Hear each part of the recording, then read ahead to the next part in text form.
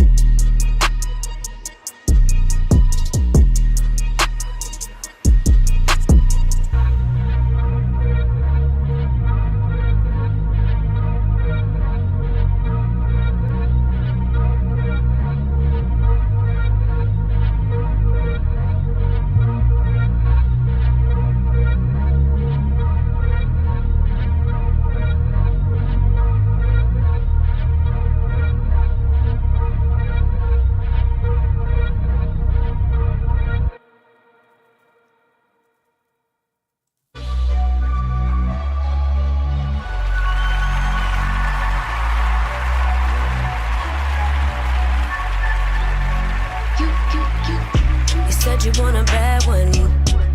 Well, baby, I'm as bad as they come. Said you want a hot one. Yeah, you pick the hottest under the sun. But be careful what you wish for. Make you eat your BS3 Network, for more than changing what you the way you watch TV. For. Fun to flirt, but promise to deliver. Much is required. Cause look at what I'm giving you. You ain't really ready for real. You ain't even ready for real. You ain't really ready. Won't be faithful to someone ungrateful. I can't try to make you if you ain't you. You ain't really ready for real. You are now tuned to BS3 Network. You ain't even ready for real. Tell the truth. You said you want a real one. Well, it don't get no realer than the realest one. Baby, can you handle it? If you really want it, better come get you somebody. Careful what you wish for. Make you eat your word. If I'm more than what you bargained for. One dessert, but you ain't finished dinner. Much is required. Cause look at what I'm giving you. You ain't really ready for real. You ain't even ready for real. You ain't really ready. Won't be faithful to someone ungrateful. I can't try to make you if you ain't you. You ain't really ready for real. Tell the truth. No, you'll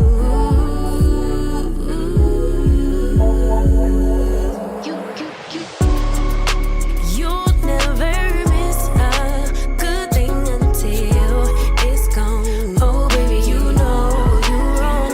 Yeah, I know you're gonna own it right back. Say you changed, but baby, I know that's cap. I see reality, and the fact is you ain't really ready for real. It's time for the Information Man Show, y'all. You ain't even ready for real. You ain't really ready. Won't be faithful to someone ungrateful. I can't try to make you if you ain't you. You ain't really ready for real.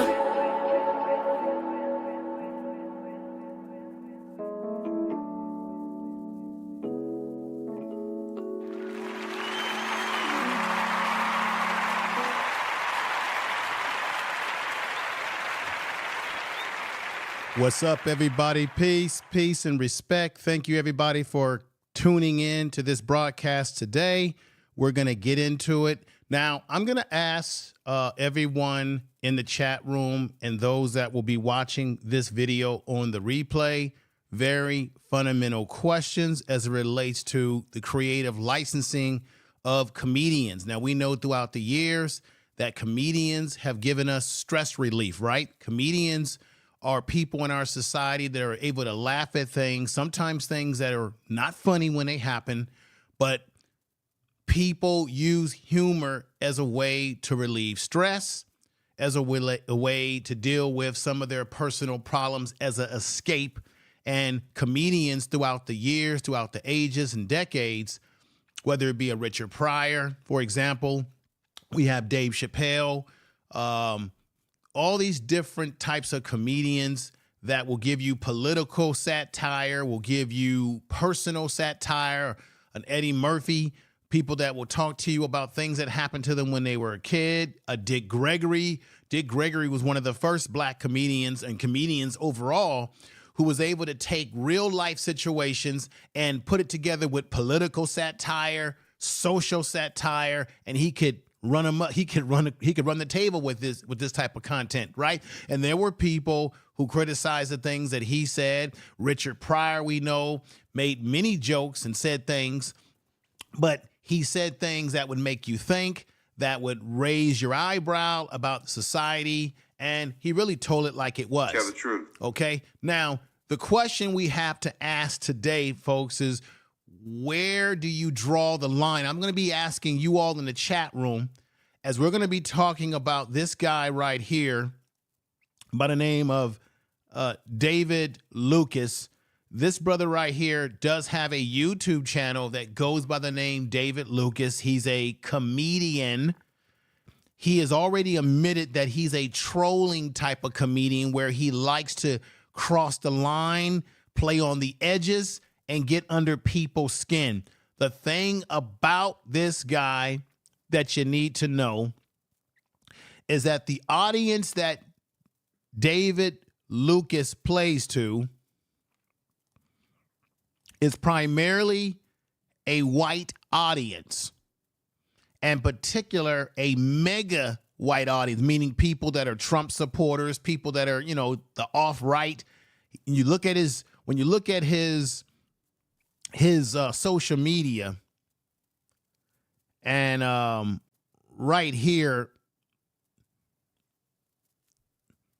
this woman up here, I think she's a known conservative, real right-wing type. She says, keep it on,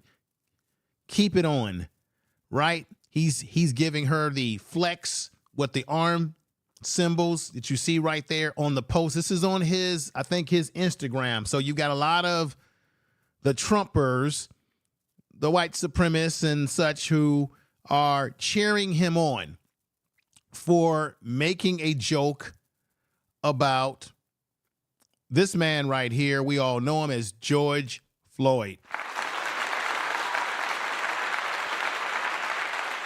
Now, we all know that what happened some years ago, that George Floyd was choked out by Derek Chauvin right here. There it is right there for y'all. We know that he was choked out. All of this was over, according to the media, according to what they were saying, is that he went into a grocery store, which I'm hearing, and you all should have heard by now, that grocery store sells old food. People in the community were complaining about how poor that store was with keeping their merchandise appropriate. But you see right there on the picture that George Floyd was choked out with the knee. Now, there's all this talk about, oh, it was the fentanyl in his system. That's not true, because whether he had fentanyl or not, it was the forensic doctor. How many of you see, we got people on the social media who are not doctors, have no medical expertise, never did an autopsy, probably damn near couldn't pass anatomy and biology when they were in school. Right? Last I checked, you had the doctor in the trial who testified that no, he was deleted. He was killed by Derek Chauvin because of the pressure on the neck and not getting blood flow to the brain. And that it had nothing to do with what he had in his system. That's what really caused it. But you'll have the conservative right and all these people that will say, like Candace Owens of the world, the Megan, what's that chick off of Fox Propaganda News? Megyn Kelly. that would be saying that, well, he died because of A, B, and C. This is the bottom line. Whether he had drugs in his system or not, whatever his background is, no person deserved to die in the manner that George Floyd died that day. And the question I want to ask you all, is it appropriate for us to crack jokes? Is this the right thing to do? I know that comedy is something that people use as stress relief to get away from the societal ills and societal stressors. And sometimes we go to a comedy show to escape from all of that, laugh at ourselves, laugh at society. I get it. Comedian, David Lucas is a comedian. I understand what comedians do. You understand what comedians do. We get it. But the question I'm going to ask you all today, and hopefully I'm hoping that all the great people in the chat room and everyone listening will be willing to be honest. Now, today is not a day for people to hold back their opinions, but be respectful. If you don't have a problem with what he said based on what I'm going to play you today, I've got video, I've got audio, just like I did 2 weeks ago around the issue of Monique and the issue that she had with Tyler Perry. And in this case, Kevin Hart, Tiffany Haddish, and the whole crew. We're going to play audio today. I'm going to give you the proof of what he did, what he said, video and audio.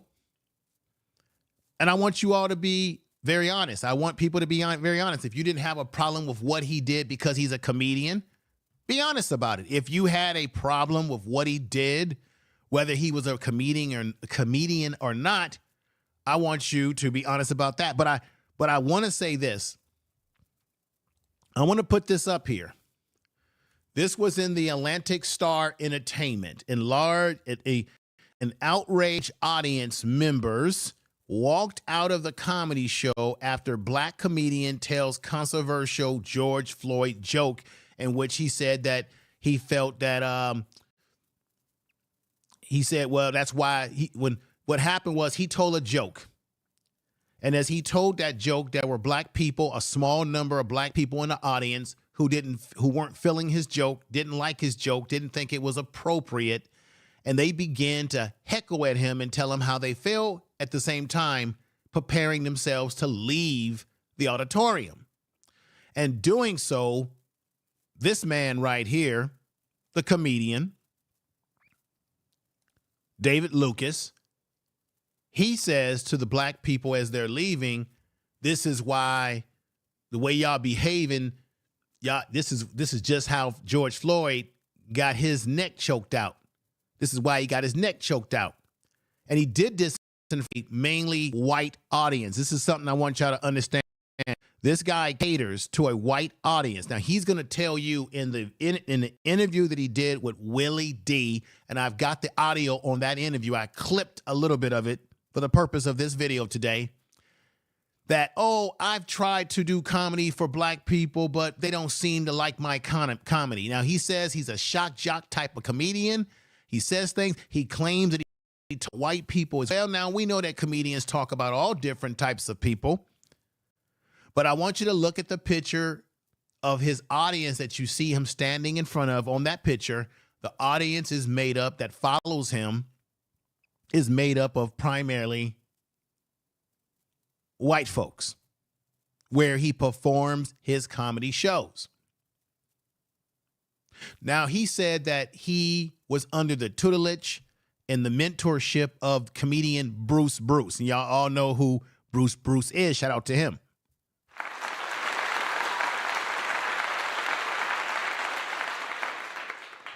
Now, what he did is that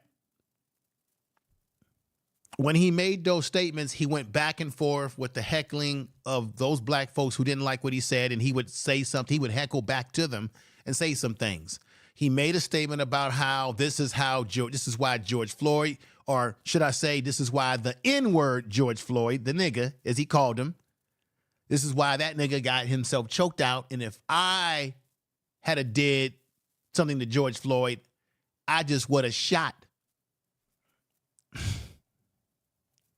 He said, I would have shot the. He used choice words, which is why the internet blew up. Talking about cancel him. I'm going to play you the actual video footage of him going out. Now, the question is it appropriate for him to have made that joke? I know people are going to say, well, if you go to a comedy show, you know the comedian is going to be a little out there and edgy. Don't go to the comedy show if you can't handle what the comedian says. But does everybody have the right, as he's going to say he's got freedom of speech, does everybody, just because you can say something, should I say, doesn't mean that you should actually say it? This is still a very sensitive issue that impacted a lot of people around the world and in this country. No matter what you think of George Floyd, his personal life, how he looked at black women, I get it. Certainly there are black women who don't like George Floyd because we saw some of his social media posts. We saw some ways he thought. But at the end of the day, nobody should die like that. But then should we be making jokes in front of white audience? This is the problem I have with this. During this situation where he was performing, comedian David Lucas has gone viral after he made crude jokes about George Floyd at one of his recent shows at the Funny Bone in Kansas City, Missouri. The Macon, Georgia native started out by performing a highly volatile show that said he would have never put a knee on the neck of black man. In this case, it was George Floyd, whose death sparked a summer of civil unrest. He said he would have never put a knee on him, that he just would have shot the nigga. Let me get my quotes right. That's exactly what it was. I wouldn't have put a knee on him. I just would have shot the nigga. That's what this man right here, I'm showing you the picture with him from the back because I want you to see the audience. This is at another comedy show that he did, but that's mainly the audience that kind of caters to his comedic creativity, which I think is maybe despicable what he did.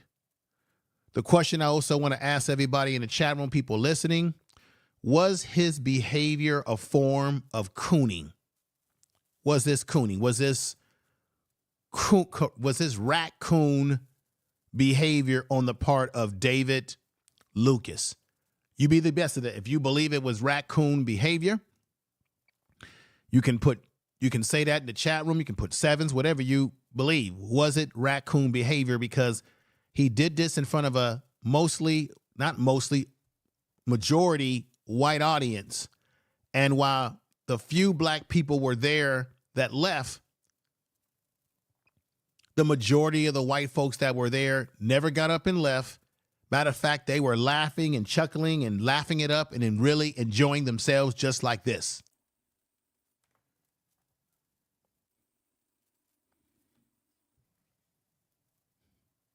Like this.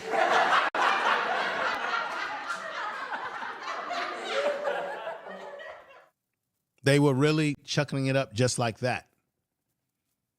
The black people, they didn't take it very well. But white folks, for whatever reason, they really thoroughly, and this is what really was the trip about it, while he was talking, as you see right here, while he was talking about George Floyd, this is the actual backside picture of him at the actual show. Look at this picture. You see mostly white people. You see the red-head or curly-head guy right there, or blonde-haired guy. Look at the back corners. They're smiling. There might have been, a black person in the audience that was cooning it up and saying, hey, I really like this, right? That was raccooning it up. But that was the majority of the people that continued to keep laughing and laughing.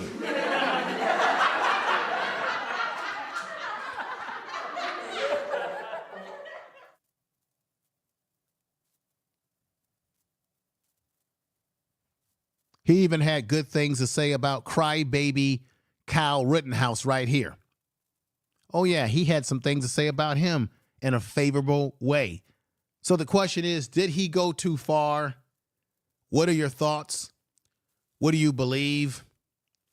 Did this man go too far with his joke? And why is it that he had to make that joke or make that commentary about George Floyd? Because black people in the audience had had enough of him, so they got up to leave and go home. And as he was being heckled, because they were calling him Titty Boy, because he's a large-sized man, as you can see right there, as he was being almost like Apollo Theater style, because you know black folks at the Apollo Theater, they'll get on your ass. He was being Apollo Theater heckled by a few black people who end up leaving. One brother who called him, because of his big size, Titty Boy.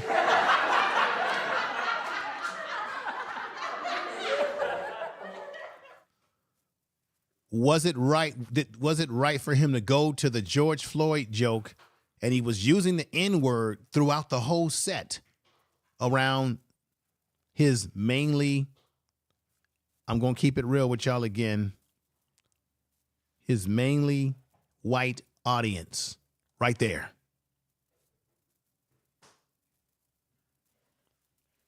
The question again is this cooning? Is this raccooning? It's up to you to say what you think it is, but this is what it happened. This was at the Funny Bone in Kansas City, Missouri, as he made a joke about George Floyd, which I thought personally was not in my opinion, was in the best of taste. So I want you to all to think about that. Yes, we have the right to freedom of speech. Yes, comedians do talk about everybody, do make jokes about things that sometimes we can find maybe may not be the funniest thing you want to make a joke out of, but it does happen. All comedians, they push the edges of the envelope. They test our ability to tolerate certain things that people may feel is funny, where other people say that's not funny. So there's people that may think what he did, see what he did, black or white and otherwise, that it wasn't no big deal. There's people out there that will say, who cares? Because why are we getting upset? Why are some people getting upset on social media about this guy, David Lucas, talking about George Floyd, when we see George Floyd as nothing but a two-bit hustler? We see George Floyd as a troublemaker, a man who went into a store and used a fake $20 bill, which to this day, nobody has. This is the thing that's funny about this. It's not really funny, but nobody to this day has shown us the $20 bill that was supposed to be fake. Why didn't they not show that in evidence, in discovery in his trial? Why hasn't anybody at that store said, this is the bill that he tried to give us that was counterfeit? Why? Nobody has presented that evidence since this whole thing broke out. So no matter what you feel, of course, there's people that's going to say, hey, I hate George Floyd. I hate what he stands for. The heck with him. Man, there's people out there that'll say the nigga got what he deserved. People are going to think like that. I get it. But when do you cross the line and you not cross the line? This is what I want to ask you all out there. Let's get to the video. I want to say peace to GA, MZ, Kim, Bling Bar, and more. I appreciate you being here. Appreciate you all that are in the chat room that are rocking with me today. I'm going to go over here. We got another CG, Jill's Chocolate Boutique. We got Mel that's in the house. I appreciate you being here. We got my man Blaze is in the house. I appreciate you too, brother. We got We got Dragon 78 that's in the house. Tiffany Coates is in the house. Make sure you check her out on the Black Therapy Show. The Black Therapy Show, I think they go live today as well. Make sure you check out the Black Therapy Show. They do great commentary over there. We got Beverly Palmer in the house. Thank you for being here. But now let me get to the actual video so you can see for yourself the whole thing went down. I want to get your thoughts on what you think is really going on here. But with that said, this is fair use with the purpose of educating, news reporting, critical analysis, parody, very important. This is fair use. And let's hear what he said in this quick clip right here. Nigga try to ruin the whole show, man. All these fucking good-ass white people at my show. And you wanted to show them the reason George Floyd got his neck kneeled on. It's just a joke, man. I would have never kneeled on George Floyd's neck. I would have shot that nigga. That was... Now, I'm going to ask you again, as you had a chance to see it for yourself, do you think it was appropriate for him to say that? Now, what triggered him to say that is because he got heckled by a few or a couple of black people in the audience. I think it was a brother, maybe one or two people who did not like what he was talking about. And then he went to the George Floyd. Now, this would really set it off for me. He specifically said, as you heard, that you want to start this with all these good white folks around. And he had no problem peppering the N-word with all these so-called good white folks. The question is this once again cooning, raccooning? What is this? Let's hear this again. Nigga try to ruin the whole show, man. All these fucking good-ass white people at my show. Now, by saying that the nigga is trying to ruin my show. So you got majority white people there. And we know this goes on at comedy shows. This is nothing new. Not like he's not been heckled before. And because a black person kind of called him out, because I think they didn't like his jokes about, I think he started talking about George Floyd and they didn't really appreciate it. So you heard him say, oh, these niggas want to start messing up the show in front of all these good white folks. Something like that. Let's hear that again. Nigga try to ruin the whole show, man. All these fucking good... Nigga try to ruin the whole show for all these good white folks that are here. Once again, why is it that black folks like this, is this cooning? Why does he have to make that emphasis that it's good white folks there as if the black people that's there are not good themselves, but didn't appreciate his joke? But the white folks who he mainly caters to because they tend to like his comedy, they were laughing it up, saw humor in it, but black folks didn't. Let's play this all the way through one more time for the emphasis of the effect of it. This is fair use. Nigga try to ruin the whole show, man. All these fucking good-ass white people at my show. And you wanted to show them the reason George Floyd got his neck kneeled on. It's just a joke, man. I would have never kneeled on George Floyd's neck. I would have shot that nigga. That was...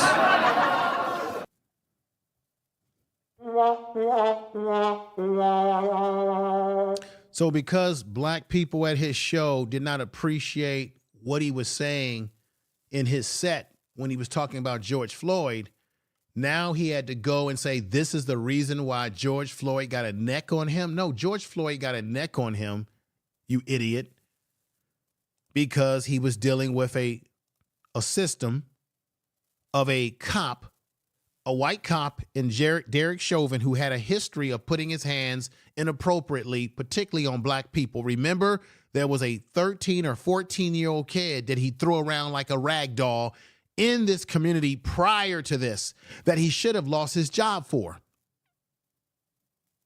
So just because some black folks at your show didn't like your set as it relates to George Floyd, why would you turn around and say this is why George Floyd got his neck kneed, his head kneed on his neck, when that's not the reason why? This was all over this whole issue about whether he had given a store a fake bill, which no one has ever recovered that fake bill.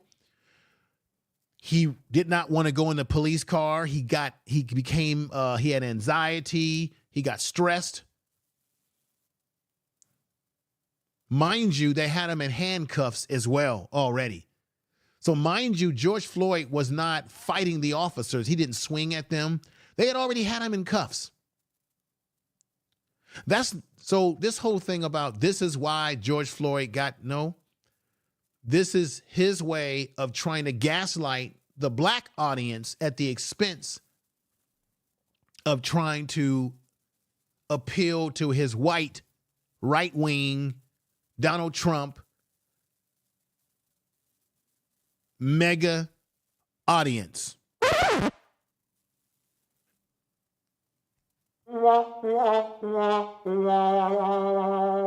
That's what this was all about. The joke got out. He made a joke, and black folks weren't taking it. And what it was is that he was probably not happy with the fact that you had some black folks in the audience that gave him pushback, and he didn't like that. Now, this is why this is very important, because when he did the interview with Willie D, when I talk about these things, I give you a full analysis, everybody. He did an interview with Willie D, which I'm going to play the audio of some of that, where he admitted to Willie D that for some reason black people don't like his comedy. You see where I'm going here. He says that Bruce is the one who he worked with. And when he tried to perform before black people, for whatever reason, black people just weren't feeling his comedy. They weren't feeling his energy. And I wonder if the reason why he went in like he did so strong right here is because deep down inside, he's got an issue with black folks who probably rejected him as a comedian, didn't like his content, didn't like his comedic energy, didn't like him. And maybe because of that, because we know black people do this, everybody does this, he's got a little bit of a vendetta or a grudge. So therefore, how dare these black folks challenge his joke when he's performing before all these good white folks. And when they called him out, because he already feels like he's been rejected by black comedic audiences, you see where I'm going here, folks, then he feel like black folks don't respect my comedy, respect me anyway. So I've got no problem with disrespecting black folks as well. So I'm going to gaslight my George Floyd joke and make it even worse than what I was going to say. It's just a joke, man. I would have never kneeled on George Floyd's neck. I would have shot that nigga. That was... You see? So he had no problem saying that. And the reason why he ratcheted up his content or his joke, because you had black people trying to leave, and he didn't like that. And I'm gonna say this again.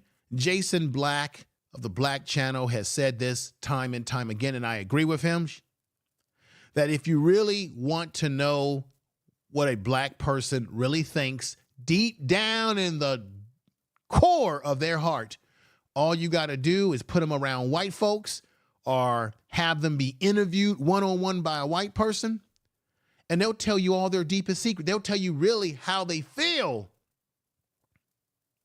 when they're trying to perform and do their minstrel.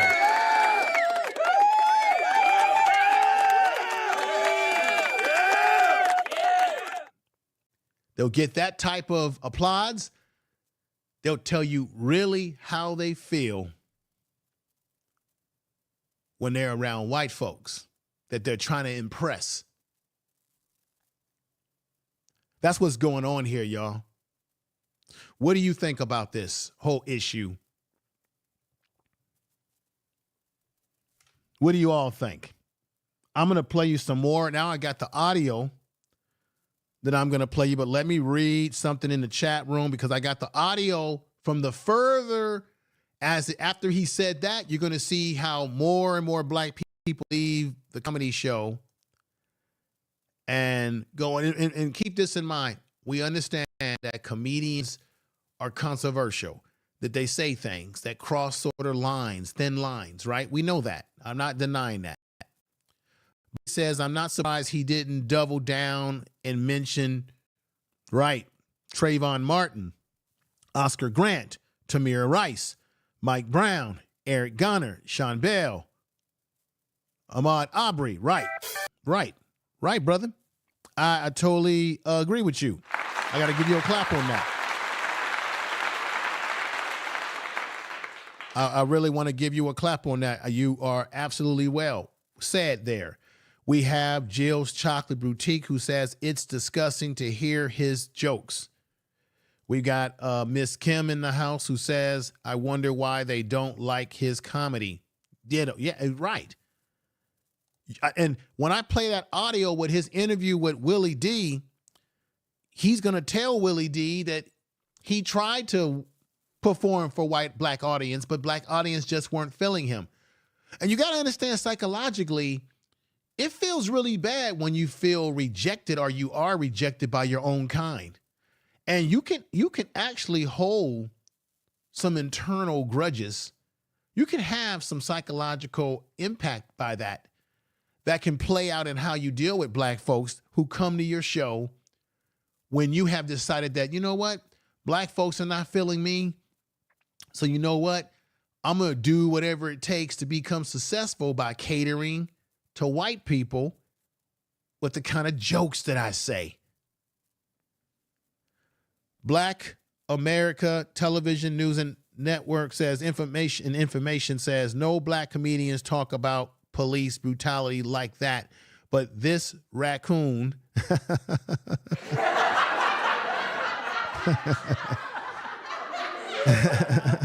had to just say something. Right. Let me hear what Black Jesus is saying here. Black Jesus says he's one of those black comedians that do white supremacist jokes in the name of being edgy. Right. And I'm going to play, and I'm glad you said that, Black Jesus, because I'm going to play an audio from the rest of what you saw on the video. I couldn't play it all because, you know, there's copyright issues and all of that. So I could play that little small clip. I'm going to give you the audio where he sets up there and says, I'm getting paid $30,000 to perform at a Klan rally next week. And he was laughing about it. So you're absolutely telling the truth. Absolutely. What's going on, Von 11? I see you be having your channel running 24Z over there. How you doing? Good to see you. Saying good evening to me and good evening to everybody. I appreciate you all being here. Yeah, he admits that in his interview with my man, with Willie D, that he purposely likes to be edgy and that he's admitted that he calls himself a troll. That he likes to troll because he wants to get a reaction out of people. He wants to use this style of comedy because maybe in his mind, he thinks he'll blow up. He'll be on television, you know, and believe me, he'll continue doing this. And you're going to have everybody on the far right, the off right, the mega crowd. They're going to, after this whole situation blew up, they're going to invite him to their podcast. Right. I got more for y'all, though. Another CG is in the house saying he was off code for sure. Yeah, he was off code. But if you think you just heard something there that I played several times, wait till you hear the audio clip here. Here it comes. I want y'all to really listen to this, y'all. This is what he said after what you just heard him say on the video. And when he said that, more black, there was only like a handful of black folks that was in there that night.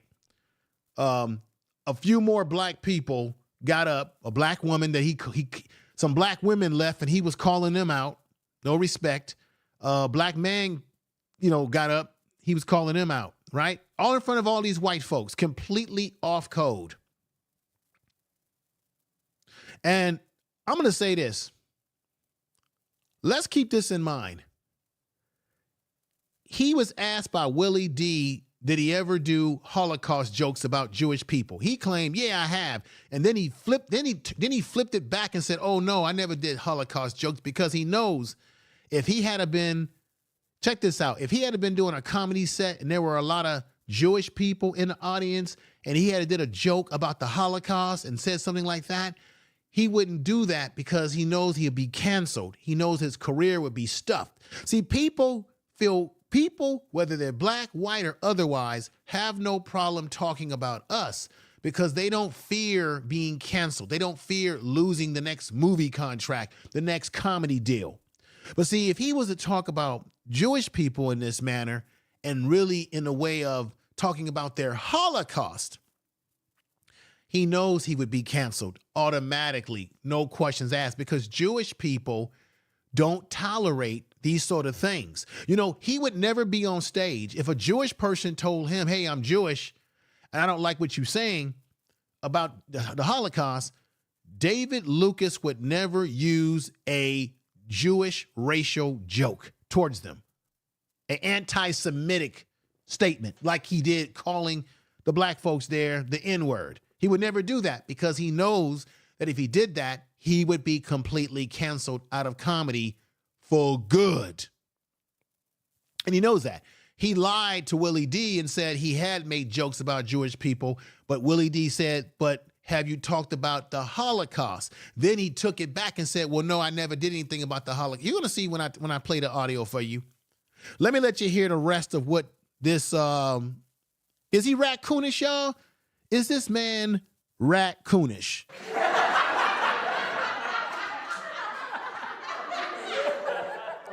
Butter biscuits are good. Let me let you hear what he said.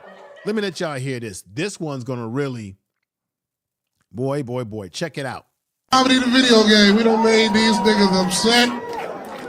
Hey, baby, next week I'm performing at a KKK rally. So he says we done made these, I'm just gonna say it like it is. He says we done made these niggas in here upset. He says that before a mainly white audience. He said this is like the lowest level on a video game, and these niggas are upset in here. He says this before white folks. All that laughing you hear, that's white folks. That ain't black folks. Nah. I'm just keeping it real with y'all. When you hear the laughing, folks, it ain't black folks laughing, and the majority of that audience was white. It's white folks are the main ones you hearing chuckling it up as he says this again. Comedy the video game. We done made these niggas upset. Hey, baby, next week I'm performing at a KKK rally.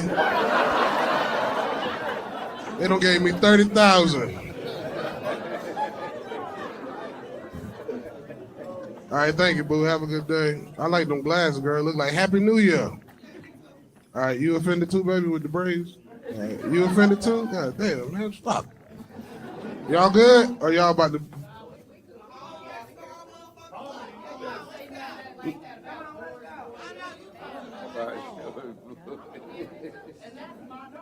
Oh, I'm...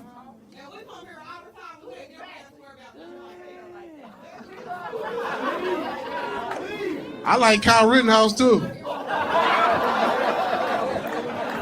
Right there, as you heard right there, as you heard a black woman confronting him, then he throws up the statement. This is all shock jock value. This is all let me troll you value. He says, I like Kyle Rittenhouse too. That's Kyle Rittenhouse right there, you see. Let's go back to it. I like Kyle Rittenhouse too.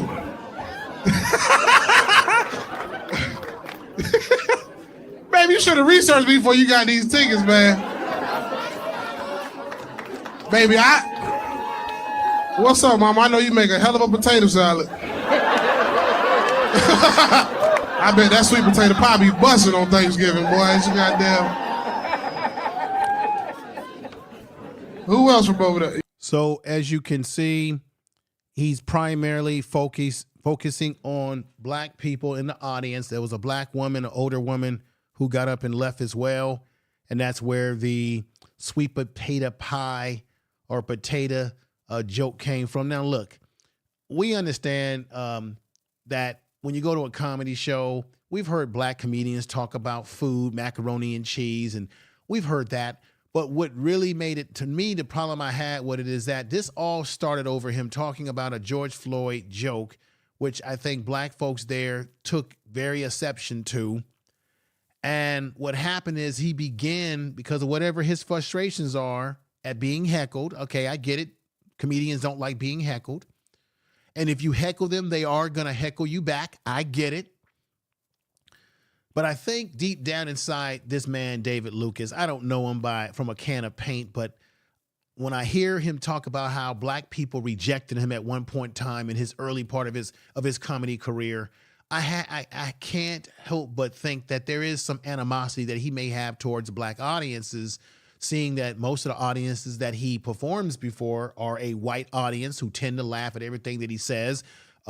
Here he is on this picture. I think I put this up here before, but here is a picture of him at some type of comedy show where it's all white people. And if you look at all of his pictures on Instagram, I don't know if this man is raccooning. Maybe he's raccooning here, but if you look at most of his pictures on his Instagram, most of the pictures on his Instagram is him hugged up with mainly white people, white women, booed up with white guys like you see on the stage right here. So obviously David Lucas knows who his audience is and he plays to that audience. But don't you find it interesting that the audience that he plays to is mainly a white audience, and they had no problem with the things that he had to say about the Floyd situation? They had no problem with him using the N-word and talking to those black people like that, because maybe deep down inside, it made white people in this situation feel good to hear this black man use the N-word that they know that they used it. They would be accused of being racist. They would be accused of so many different things. So maybe it was a relief for him to say that, which they probably wanted to say themselves, or that to hear a black person talk about other black people like this kind of made them feel relief. Because, oh, he's talking about his own people. We can sit back. It's comedy. We can laugh.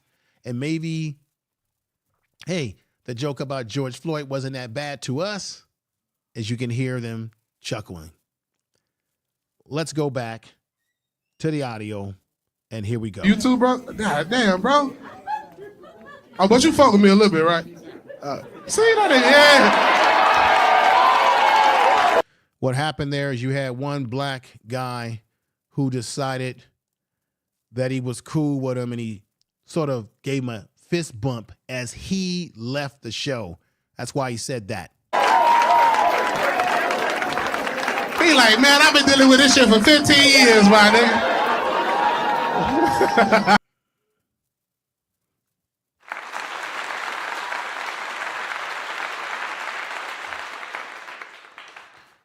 Now you've heard the rest of what happened at that comedy show at the, what is this, the Funny Bone or whatever the hell they call this place that he performed at, the Funny Bone. Put this up here that y'all can see this, the Funny Bone.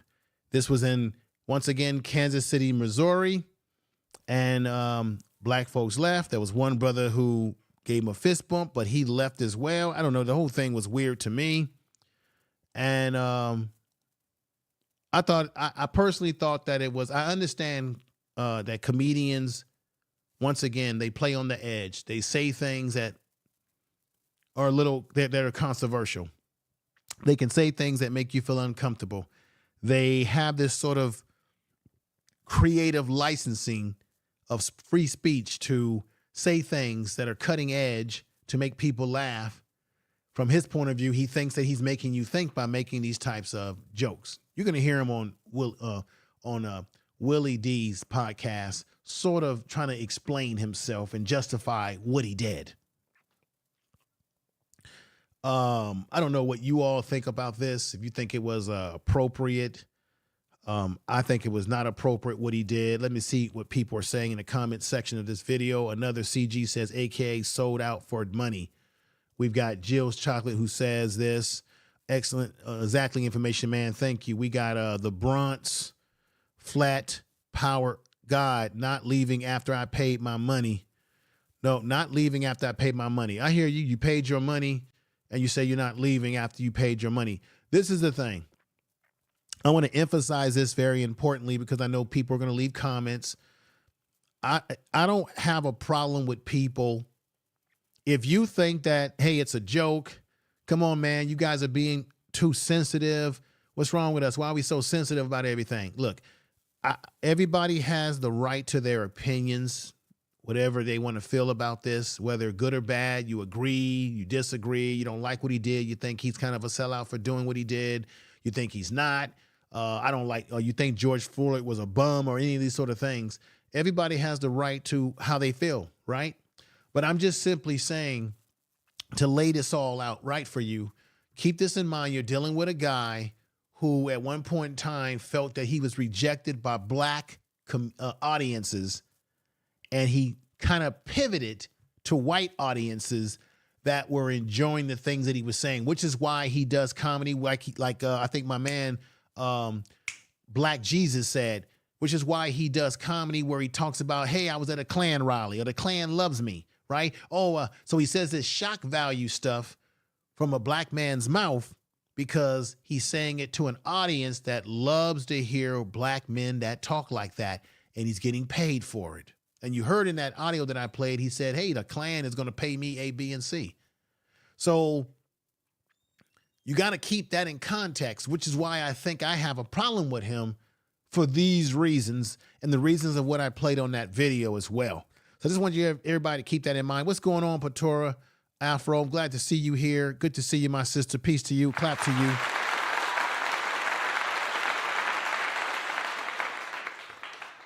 We got Carter Wade. Let me see. Carter Wade 1 says he gave him a first bump out of pity, I bet. You know, that might be true. That might be true. You might be onto something. You might just be onto something with that. But I got more for y'all. Let me see what Blaze says. He can keep the money. I'll keep my character and make that money back. Good point.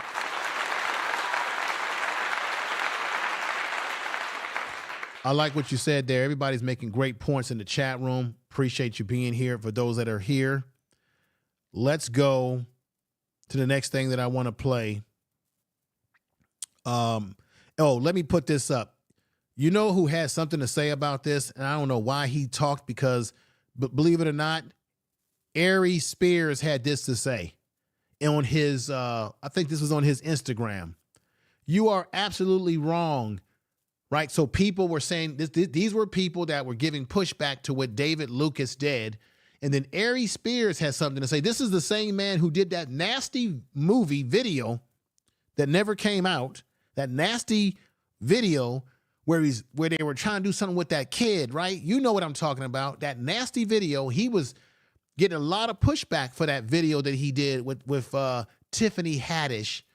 And they had that child in there and they were trying to make this whole thing about, I don't even want to talk. We already know I did a video about it.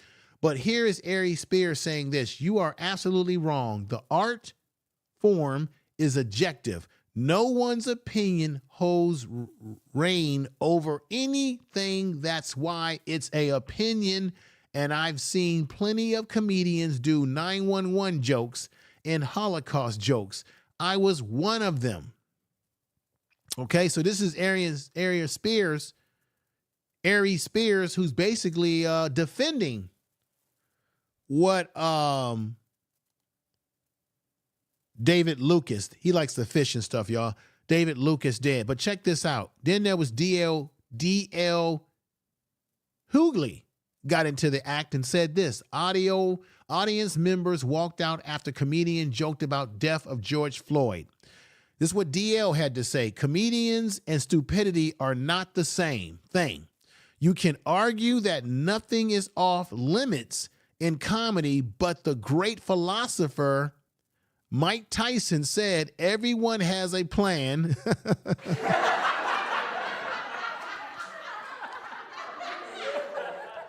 Everyone has a plan until they get punched in the mouth. That's what DL had to say about this situation, y'all. What do you all think? That's DL's position on this. After this whole thing happened at the Funny Bone Club, he took to his Instagram where he went fishing And even on the Instagram, you have people telling him he should be canceled, right? And then he went on Willie D. Willie D has upgraded his channel where he's now, I think Willie D, and I never was a big Willie D fan in terms of his YouTube channel and all of that. I remember him in the Ghetto Boys and all of that. But Willie D, I think, has been watching people like Shannon Sharp and has sort of upgraded his channel to interviewing people podcast style. So David Lucas was on his podcast and said a few things that I want you all to hear. I also want to remind you that while Willie D sort of tries to call the young man out about what he did, well, he tries to let him know that, hey, you know, that this is why people feel the way they feel about you doing what you did. And this David Lucas,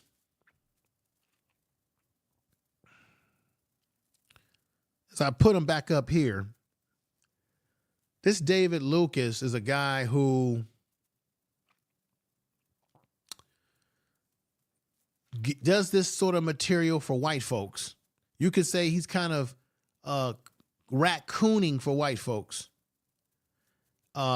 saying things that appeal to the mega folks, the mega crowd, the racists, the what have you. But then we have to look at Willie D a little cross-eyed as well, because remember when Joe Rogan did his podcast and he called black people monkeys? Remember Joe Rogan was calling black people monkeys, and they looked at all of his podcasts from the past and current, and Joe Rogan was saying things about intelligence, like talking about the black brain, the black mind. It's not that it's a different type of brain. Remember Joe Rogan was talking all that shit? And then even Jason Black brought this up, and I'm gonna bring this up to y'all again. But then here we got the man himself, Willie D, hanging out with Joe Rogan right there. What is that all about, man? Come on. And the guy that he's hanging out with is Joe Rogan, who was calling black folk, the black mind, inferior, comparing us to monkeys in Africa. There's Willie D hanging out with him with hands over shoulders. And the other dude right there looking like a character from a Marvel's comic book, the white guy to the left with the eye patch, he's one of these mega right-wing Congress or senators in the government. One of these Trumper politicians, one of these, you know, will deny that the January 6th didn't happen. And here you got Willie D booed up with him, as Willie D gets ready to interview this young man about some of his racially insensitive comments as it relates to George Floyd and the way he treated black people in the audience. But yet, Willie D, come on, man. You was all booed up right here with the likes of a Joe Rogan and his other white supremacist companion to the left. And I forgot this guy's name. I think he's a congressman or a senator with that eye patch on his face. He looked like a villain in a comic book. Do y'all get where I'm going here? So with that said, let's go ahead and play portions or some of the interview audio style. And let me know in the chat room by putting 7s in the chat room if you can hear. Here we go. I'm here to the flesh. show, man. Thank you, buddy. I appreciate you for taking the opportunity to talk to me. Man, you've had an interesting week. Yeah. It's been an interesting week. It's been a very interesting week. For those of you who don't know, first of all, there's been a plethora of comedians who have been going back and forth, airing out personal grievances publicly, primarily between one another. David took a different route.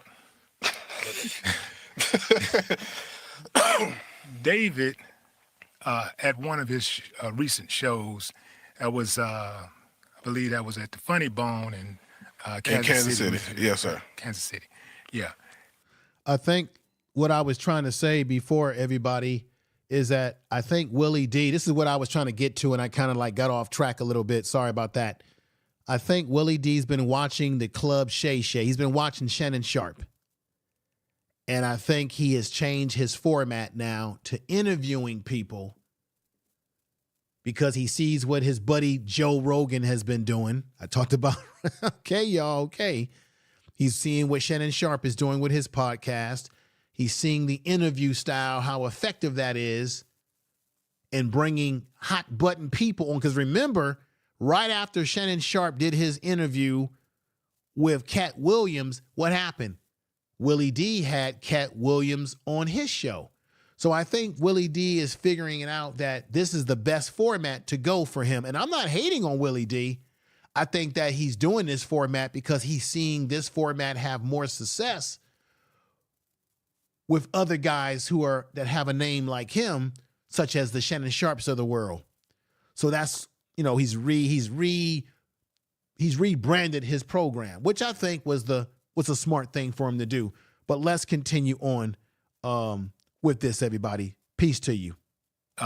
David said that he would not have kneeled on George Floyd's neck. He would have shot that nigga. For context, he was trying to get a black heckler off of him. And the black heckler, and I got to say this, the black heckler was very irritating. So me understanding comedy the way I understand comedy, I know you had to go in and try to eviscerate him. I get it. Yes. So you told him that you're trying to, you're showing why these white folks, these good white folks, why George Floyd got a knee on his neck. Right. Now, you would have been cool right there, perhaps, depending on how you look at it. You could have counted your losses or you could have counted your wins. Okay. But you took it a step further, and the crowd was, at that point, the crowd was audibly shook. But you took it a step further, and you said that you would never have kneeled on George Floyd's neck. You would have shot that nigga. You've had a week or so to think about what you said. Do you still feel the same way as far as the joke, upholding the joke and being defiant and unapologetic about it? I'm an advocate for free speech, right? Okay. The great Patrice O'Neal said that a funny joke and a bad joke come from the same place. So that was my attempt at comedy. Explain it. It was to get shock value. I'm a troll. Boom. So you can hear You heckle right me, there. now I heckle you. I talked to George Floyd's brother. Boom. You hear him right there saying that he's a troll, that he likes shock value. Now, he's going to say that he talked to George Floyd's brother, but he never confirmed exactly who the hell who he really talked to.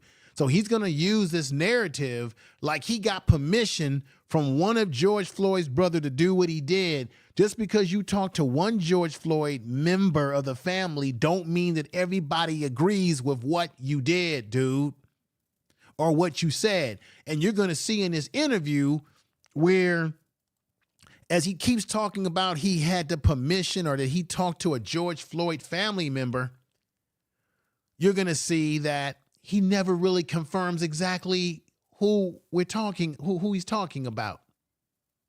It's kind of iffy. And just because you talk to one family member who's cool with it don't mean that everybody's cool with it. And how do we know that one family member that was, according to you, cool with it, how we know that person's even in good standings with the damn majority of the family? And there's another thing too he never does. He never says, oh, well, he said he was cool with it. He just throws out, well, I talked to. I want y'all to continue to hear this. When? Sunday. Trey, you know Trey? Yeah. Trey the Truth? Yeah. I think he said he's George Floyd's brother or cousin or something. Boom! Did you see what he just did? Did you see what he just did? He just said that he talked to George Floyd's brother. Now he turns around and says, I think he's his brother or cousin or something. And you could tell that Willie D wasn't really sure. See? You see how he's not being completely 100% honest here? You either met George Floyd's brother or you didn't meet his brother.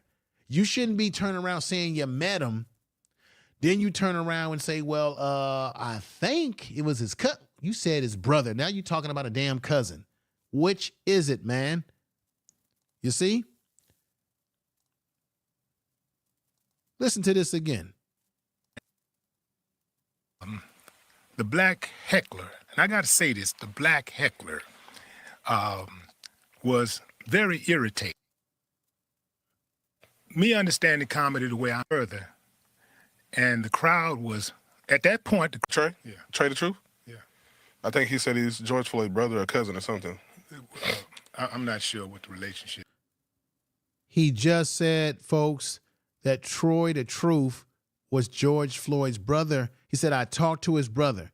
Then he turned around and says right there to Willie D, he says he's his brother, I think. And then he says, or maybe it's his cousin. And then Willie D says he's not sure either. So, dude, you can't start throwing out family members' names and saying you talked to a family member if you can't even recall exactly who the hell you talked to yourself. That who you talked to yourself was actually his brother or cousin, because you said, well, I'm not. Man, listen. It was to get shock value. I'm a troll. You heckle me, now I heckle you. I talked to George Floyd's brother. Right there, he says, I talked to George Floyd's brother. Now listen. When? Sunday. Sunday, he talked to him.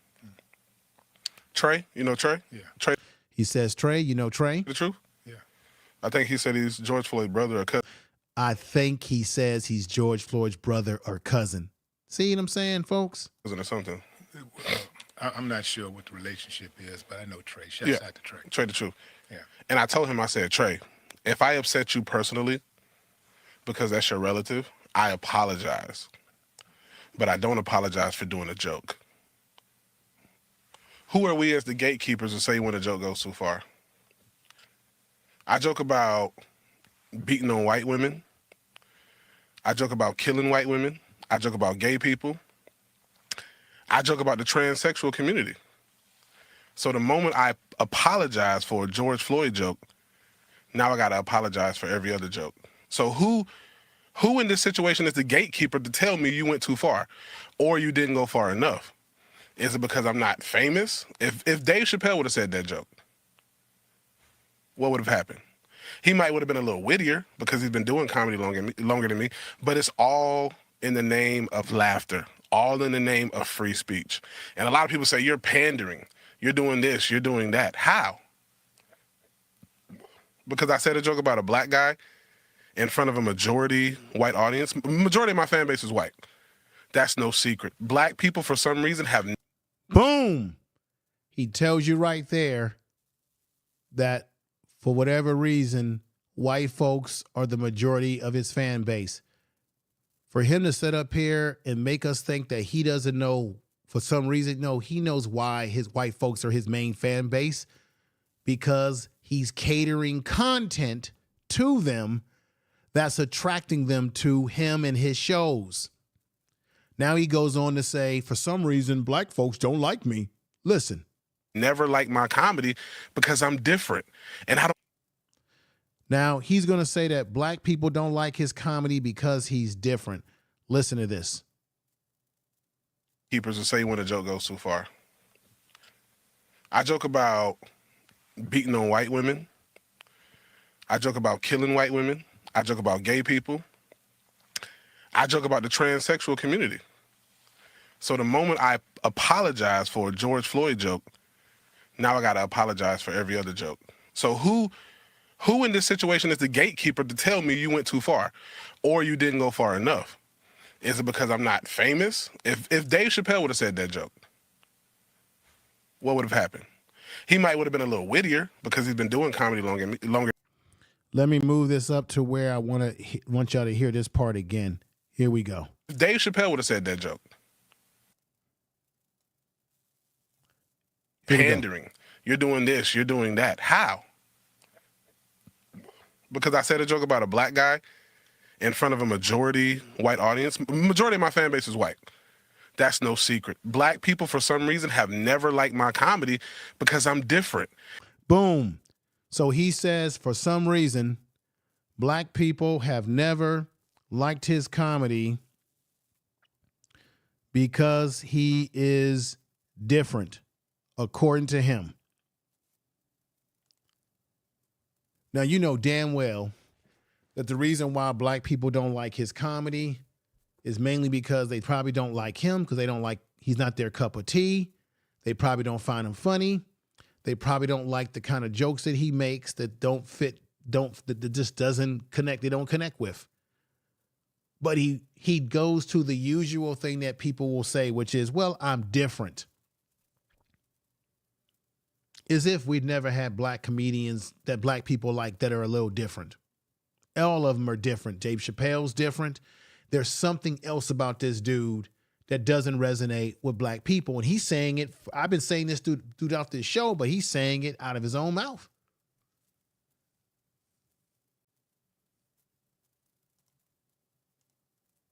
Let's continue. And I don't go up there and talk about big dick, little dick, big pussy, big ass jokes. Those are not my jokes. My jokes are very cerebral. So now he's stereotyping all black comedians as only talking about what he just said, the big dicks, the big pussy jokes.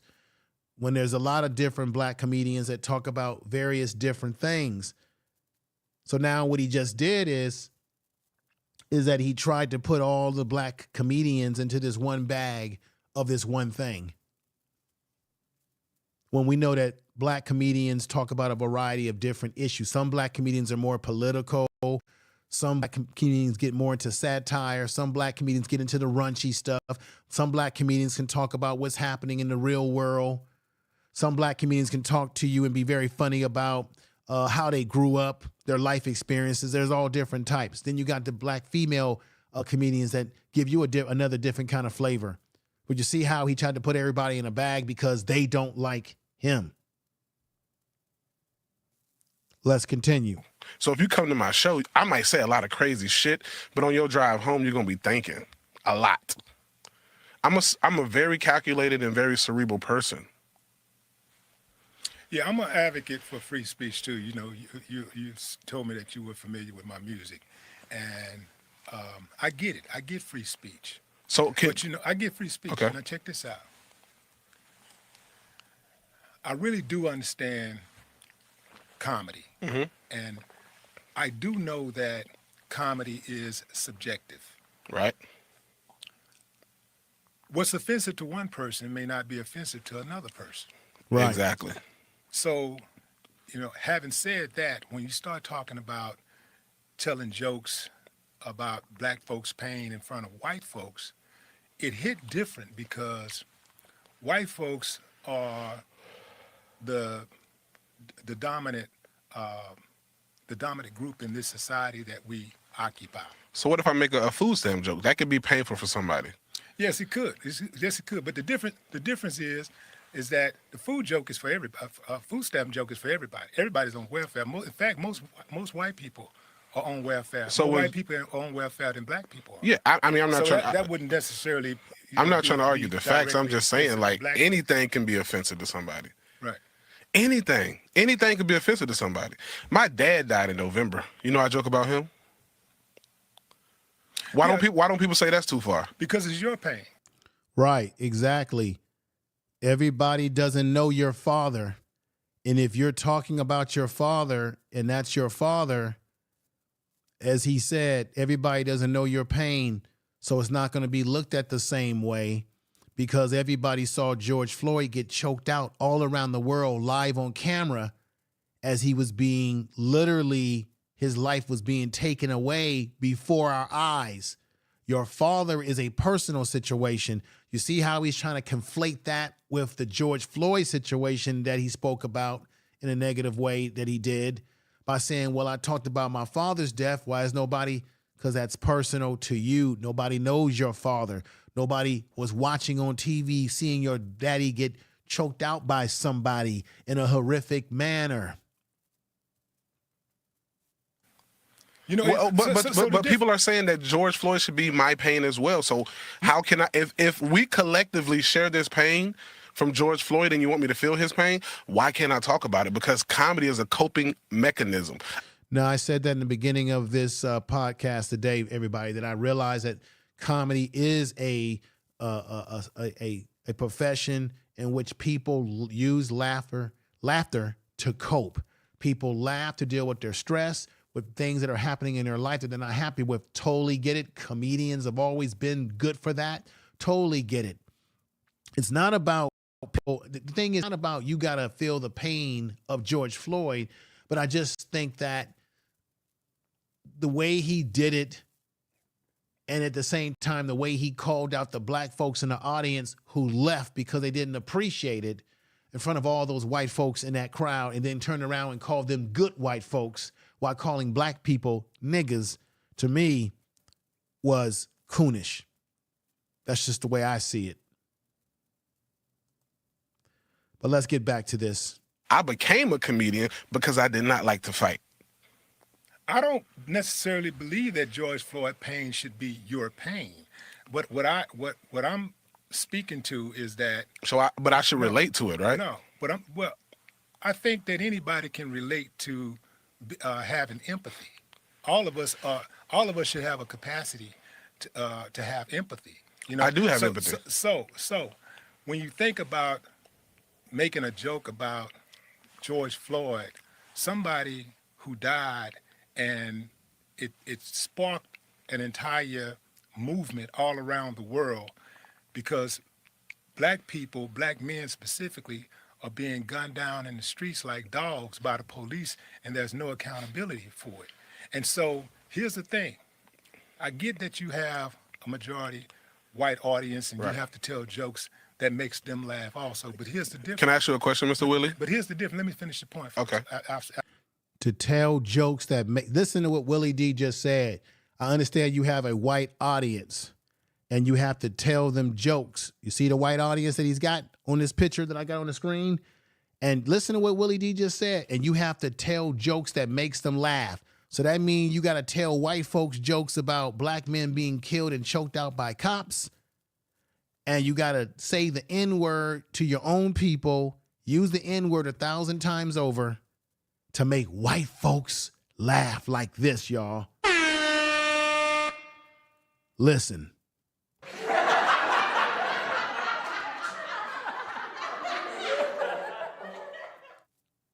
Wow.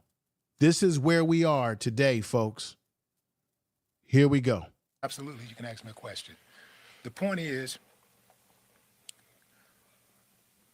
George Floyd, what happened to George Floyd could happen to you.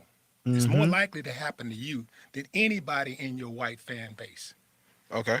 And so that's the difference. And also is because, see, when you crack jokes about... See, this is where Willie D, in my opinion, this is where now he's really using critical thinking skills here.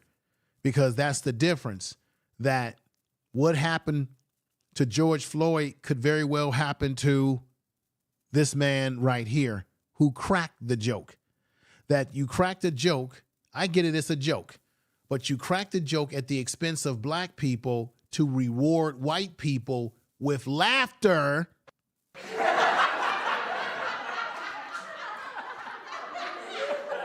Over a situation that's been happening to black men and women in this country, in which you could step out of that comedy show that you did, walk on the streets and be treated just like George Floyd was treated that day and that time. David Lucas, that's the point. Let's continue to hear Willie D. White folks, and that could possibly offend white folks. Right. The difference between offending them and offending us is that they can decide when they don't want to laugh anymore. That's facts. And when they want to shut you down, they could shut you down. We don't have the luxury or the power to shut you down like. Boom. That's the key. We can say, hey, canceled him. But the white folks, when they get rid of your ass, particularly you talking about Jewish folks, they will get rid of you completely at the IP level on social media, and they'll make sure you'll never do a comedy show in any town. That's the point that a young David Luke doesn't understand. This is what he needs to understand as he's catering to the white folks to get his butter biscuits.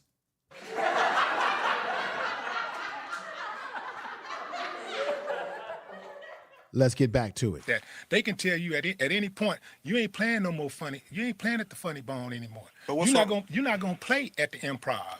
You're not playing at none of these arenas and stuff that we own. They could shut you down. You ain't getting no films. You ain't getting no sitcoms. And that is the difference, I do believe, in why black comics will offend black people and feel no need to apologize. I don't believe but it. stay away from jokes that offend white folks. I don't agree. Explain. Because I have jokes that offend white people. What I'm saying, I get that. But there is, when it comes to jokes that offend white folks, you can tell jokes that offend white folks. That's not a big deal as far as just telling the joke itself.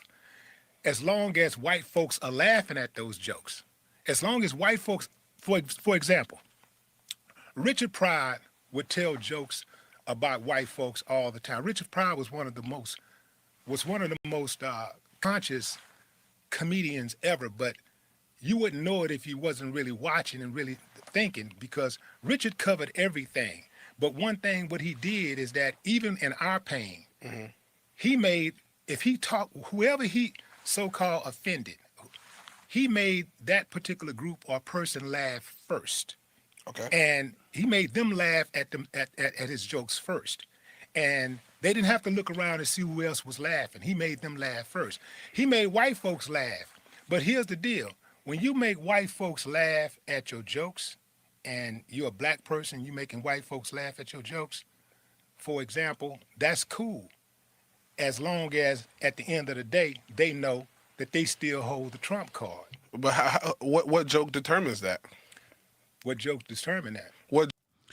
Everybody, let me read something. We got the Feminine Melanin University. He has never joked about white persons being taken out and that he would take them out as well as, yeah. Basically what you're saying is he's never talked about how he would take the life of a white person. You're absolutely right. I combed through some of his stuff. He's kind of full of it. Screwlistic, what's going on? Good to see. Yeah, this is all about what I've been saying most of the day. This is very raccoonish at very least.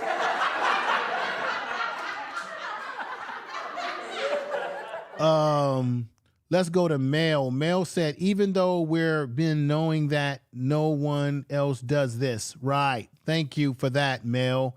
And then we got Maurice Smith, who comes in the house, says, David Lucas does not want to understand because this is his bread and butter. Right. It's his butter biscuits are good. Butter biscuits, butter biscuits, butter biscuits are good. David Lucas does not want to understand because this is his bread and butter. Black people does not have the power to shut him down completely. We can only boycott and criticize. We got Blaze who says M Kim, Bling and Bar and more, the little hats as well.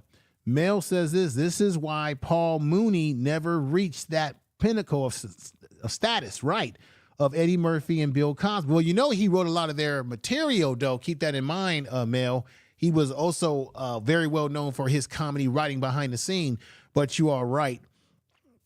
What we have, ladies and gentlemen, as I said, butter biscuits are good. Raccooning seems to be in season with a lot of these folks. Butter biscuits. This is what's happening.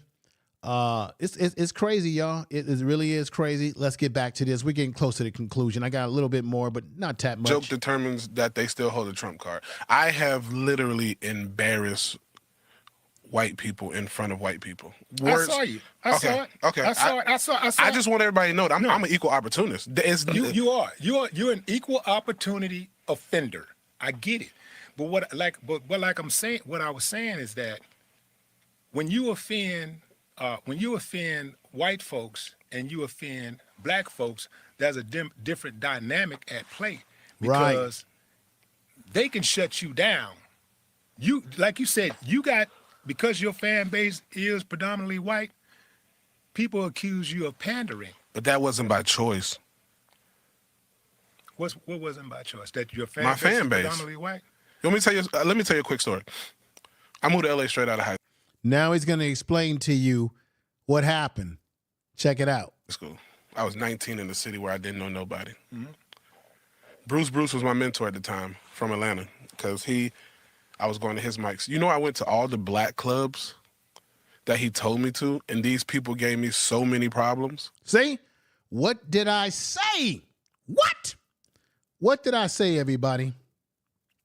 Didn't I tell you that there's something going on here with this brother deep in the core? He just said that black people never really took to his comedy. And then he said I was performing and working with Bruce and getting mentorship, and black folks gave him hell. I'm telling you right now that I think what he did to those black people in that comedy set that he did in Kansas City, when they left him and got up to leave, he saw it as, I work in mental health, so I'm trying to put the pieces together here. He saw it as a rejection of him because black people, according to him, have been rejecting his comedy and rejecting him as an entertainer. And he saw those black people get up and didn't like what he had to say about George Floyd as another further rejection of his own people rejecting him, as he has gravitated more and more, damn it, to a white audience that you see right here, or that you see right here.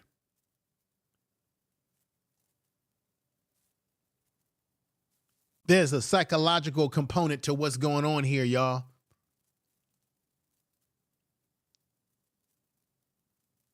What do you think?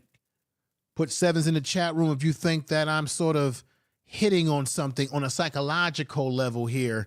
But let's continue on with what he's saying about how black people treated him. So I said, if I'm going to have problems in this entertainment industry, it's not going to be from people that look like me. And we both can sit here and agree that if I go do a black room, I have to limit my subject matter, period. This comedy is not about colors. It's more so about classism. Have you told any Holocaust jokes? Yes, I have plenty of Jewish jokes. He's lied. You got Holocaust jokes? It's on YouTube. Boom. Check this out, everybody. He lied. He told Willie D that he's done plenty of Holocaust jokes.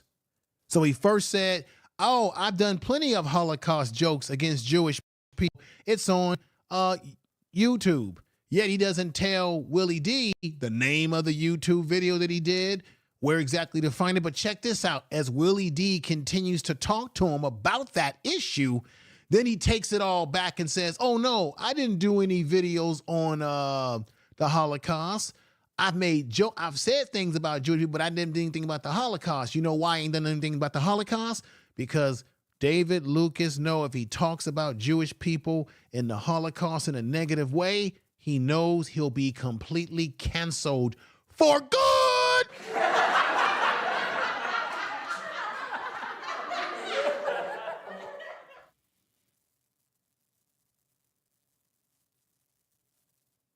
I'm getting my Umar Johnson on for good.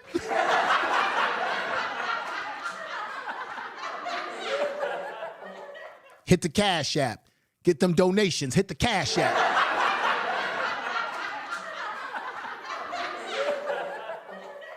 For good, for good. He knows that's what would happen to him.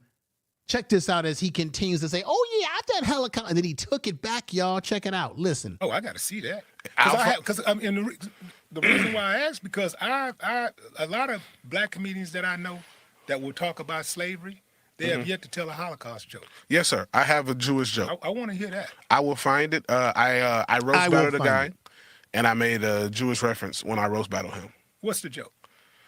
This is like 7. I'll find it before the end of the episode. But you see how he's now taking it all back? He said he makes jokes about Jewish people, but he said, no, I did a battle. So basically, he went back and forth with someone in a consensual battle with them. And as Willie D continues to ask him about, well, was it a Holocaust joke? He starts taking it back. And you also see him saying, well, I got to find it. And then I'm beginning to think the reason why black people not rocking with this dude, because he's not honest. Let's hear it. I will find it for you. This was like 7 years ago. It's on YouTube. You don't remember the joke? I mean, it's been 7 years, but I will find it. But a Holocaust joke, that's something that seemed like. Well, it wasn't a Holocaust joke. It was a joke. Boom! Ladies and gentlemen, boys and girls, what did I just say? This guy keeps saying things and taking things back. First, he said Willie D was very specific in the things that he asked. Willie D said, have you done Holocaust jokes? He says, no. Oh, no, I've done plenty of Holocaust jokes. Oh, yeah, man.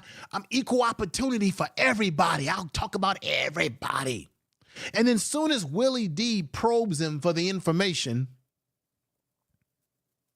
okay, then he takes some steps back and says, oh, well, no. I ain't done no Holocaust jokes. I was in a little word battle with somebody.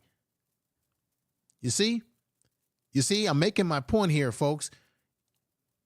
He keeps inconsistently putting his foot in his mouth against Jewish people. Well, that's different.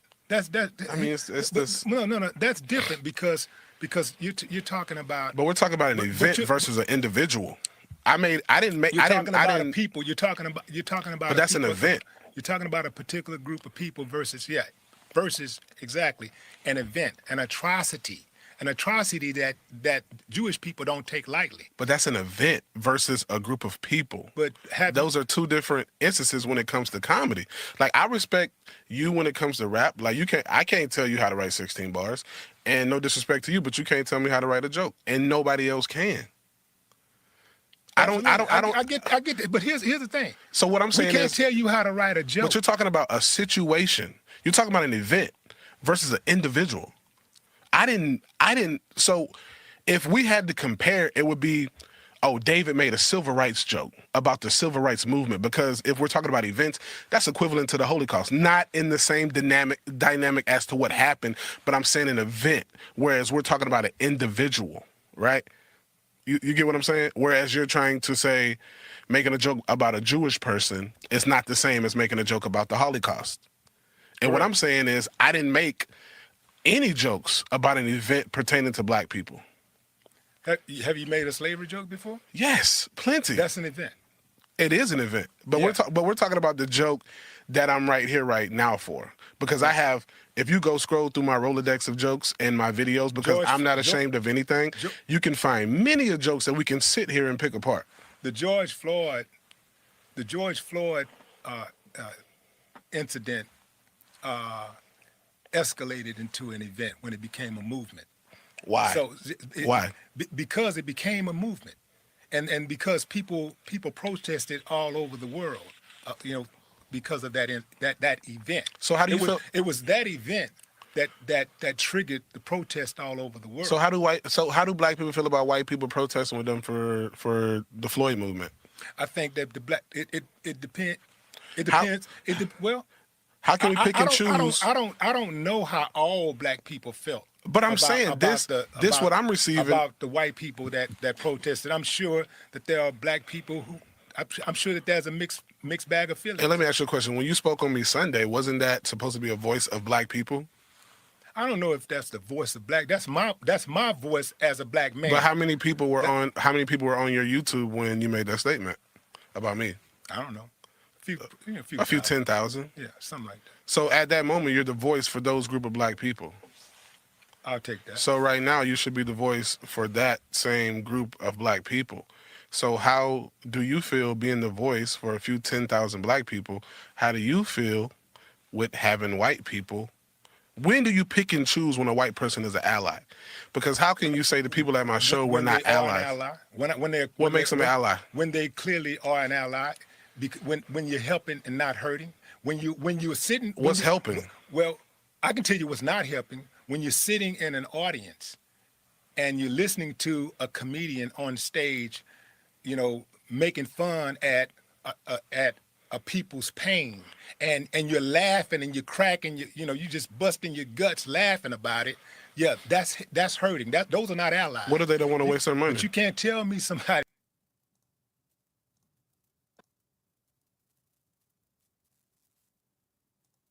And all these fucking good ass white people at my show, and you wanted to show them the reason George Floyd got his neck nailed on.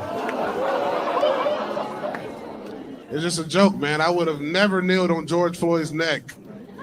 I would have shot that nigga. That was pretty good. But you can't tell me that somebody that's laughing at that man's pain or those people's pain is an ally. Have you watched the full video, sir? I did.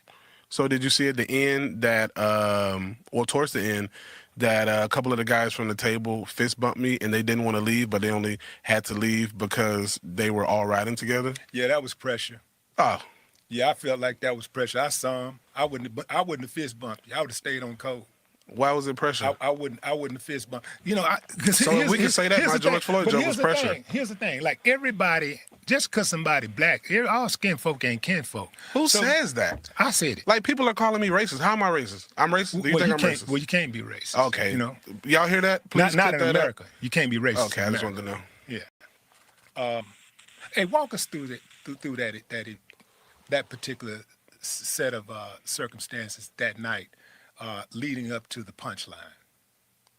What part do you call the punchline? Because the punchline was when the punchline. I would have shot him. I guess that was a couple, but the main punchline was when you said you would have shot him.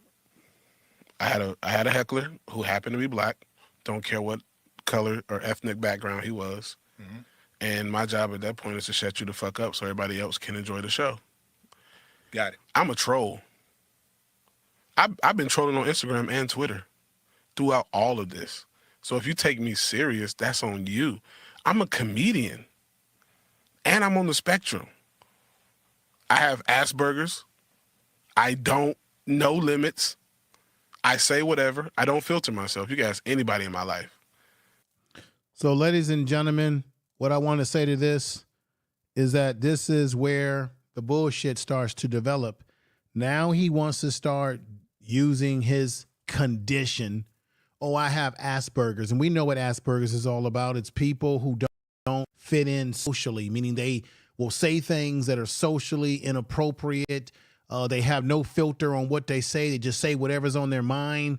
There's no sort of recognizing that this is not the place and time to say certain things. So now he wants to use, to me, these are nothing but excuses, which are tools of the incompetent, and those that use them seldom succeed.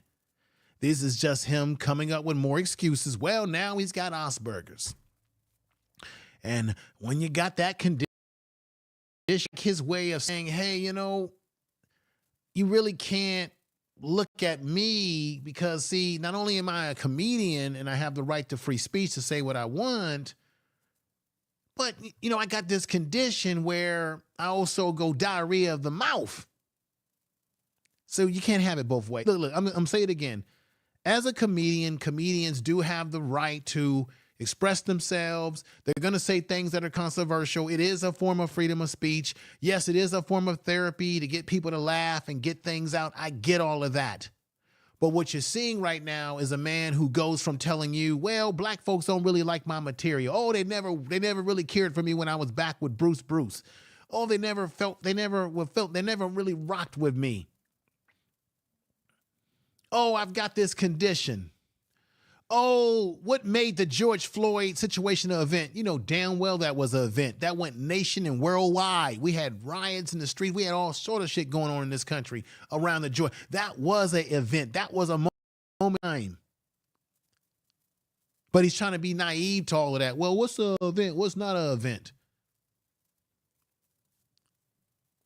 And then, again, he is already telling us all that he's a troll. He's been trolling, has trolled all over social media, and that you shouldn't take him serious. Now, this is what he said. So therefore, if we shouldn't take him serious, then why should we listen to him say, I got Asperger's? Oh, I should have freedom of speech. You just told us that we shouldn't take you serious because you're a troll. So therefore, nothing that you say, we should take it of any value. You see what I'm saying? But let's get back to this because we're getting close to conclusion. I got a few other things to show you to wrap it up for the night. I say my whole life, I've been getting ass whoopings for saying whatever. Okay. So when I was on that stage, I said whatever because I'm in command. And if the boat is sinking, just like on the Titanic, I'm playing my motherfucking violin until that bitch sink. Okay. And I stand by that. And like I said, if I offended you on an individual level and you want to reach out to me, like you, I talk to you. I talk to Trader Truth. I talk to a couple of other people, right? And like I said, if I offended y'all on an individual level, I do apologize. But I'm not apologizing for the joke. Because then where does it stop? So, Dave, this sounds like to me a person who thinks that perhaps he could be wrong, but if I apologize, then I gotta apologize for something else. So I don't want to be on the hook for. I don't feel like I'm wrong. I don't want to be on the hook for an apology. I don't feel like I'm wrong. You don't feel like you're wrong. No, sir. So why can people make O.J. Simpson killing a white woman joke? I don't think that's cool. But it's been done. Yeah, it's been done. It's been done, and there have been people. That, so where's there? There have been people that have been offended by those jokes. There have been people that have walked out on those jokes. Where's their cancel campaign? I don't think there's a cancel campaign. There's definitely a cancel. I'm not an advocate for that. Of course, you made it like me. You did. What I'm saying, I'm not an advocate for canceling David Lucas. I'm not an advocate for that. I appreciate you. Let me put that on. No, sir. I don't think you are. But I'm not an advocate. I had a couple of flim flam BLM leaders, and we all know BLM is a hoax joke. You know, I had a couple of them call my mother's house, and I had just happened to be there. Because I was coming from Miami, Florida. And I want to say something. I don't think, and this is where I draw the line at.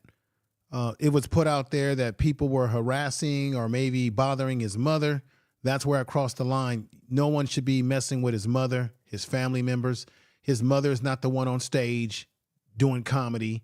His mother's not the one that said the joke. So people should not be bothering his mother or any members of his family because, one, they're not comedians. Two, they weren't on stage that night. Three, they didn't make the joke or say the things that he said. David Lucas is his own man. So therefore, when you start messing with a man's family, he said that BLM, Black Lives Matter, which I agree with him, they are a joke. You see what happened to that organization, how they've been infiltrated by other people with other agendas.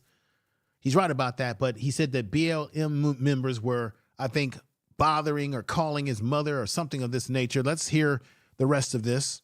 And that really upset me. Call me. I'll put my number on whatever, Twitter. Call me. Leave my mom out of it. My mom's old.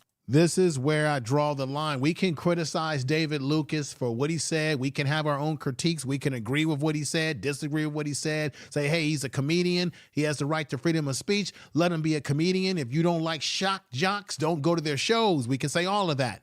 But where you must draw the line is that you should not be bothering. You have to agree with brother. I feel bad that his mother got harassed in some kind of way when she had nothing to do with what he said out of his mouth when he was in the midst of performing, or at least it appears that way. So this is where I put my 10 feet down and say, we got to stop messing with people's family members on social media who got nothing to do with the individual that you may have an issue with. This, I have to say, is a damn shame that this happened. I'm not happy that happened to his mother as I'm carrying on with this podcast and putting out points, but I think that's a shame. I retired my mama 3 years ago, right? Yeah. Comedy's doing well for me, and I will continue to support my family with that. And y'all are talking about cancel me when I have 2 black daughters and a black mother, and I take care of probably like 12 people, right? But y'all talking about cancel me. So if you cancel me, what y'all want me to do? Sell drugs, rob and steal? And which one of those is doing more harm to our community? Now, this point that he's making, I don't like for this reason. This is where he's trying to gaslight black people by saying, well, if I can't support my family doing my comedy, then what y'all want me to do? See, he's going for the shock value. Remember, he said himself that he's a troll, that he likes to do things for shock value. So here he goes with shock value by saying, well, if I don't have comedy and y'all trying to take that from me, then what y'all want me to do? I'm going to go out here and start robbing and stealing and being a criminal. You know why he's saying that. He's basically trolling us when he says that. As if he's really going to go out and do that. He ain't got that in him. But he says it because he wants to be, once again, I'm sorry about what happened to his mother, but by him saying what he just says, he flips himself into a victim. That I'm now the victim. Y'all going to cause me to lose my comedy career because I've been taking care of 12 of my family members, which is fantastic, I think. But if I lose my comedy ability because of this, you know what? Maybe I should just go back to y'all going to cause me to do criminal activity. I think he's saying that for shock value. But I'm going to say again, nobody should be harassing people's family members.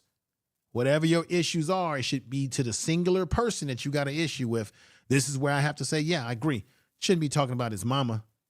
And it's not about trying to keep you from making a living, but in some ways you brought this upon yourself, brother, when you knew you were already on video. You're in a club, you're doing comedy, you know people got cell phones, and you said some things. Particularly you targeted black people because they had something to say about what you were doing in your comedy skit that they didn't agree with. And you projected your issues towards black folks in that show. But I think you projected your issues with black people overall because you said several times in this podcast with the audio that I've played of you out your own mouth saying in several incidents that black people really don't like your comedy. They're not really into you. They kind of reject you. And I think on a deeper level, this brother is not happy with the fact that black people don't really accept his comedy. And maybe black people not accepting his comedy is a way of him seeing black people rejecting him as a black man on some deeper level. I don't know what y'all think about that. If you think I'm hitting on something, put 7s in the chat room. But we're getting close. George Floyd joke or me out there robbing, stealing, and selling drugs and destroying more young minds?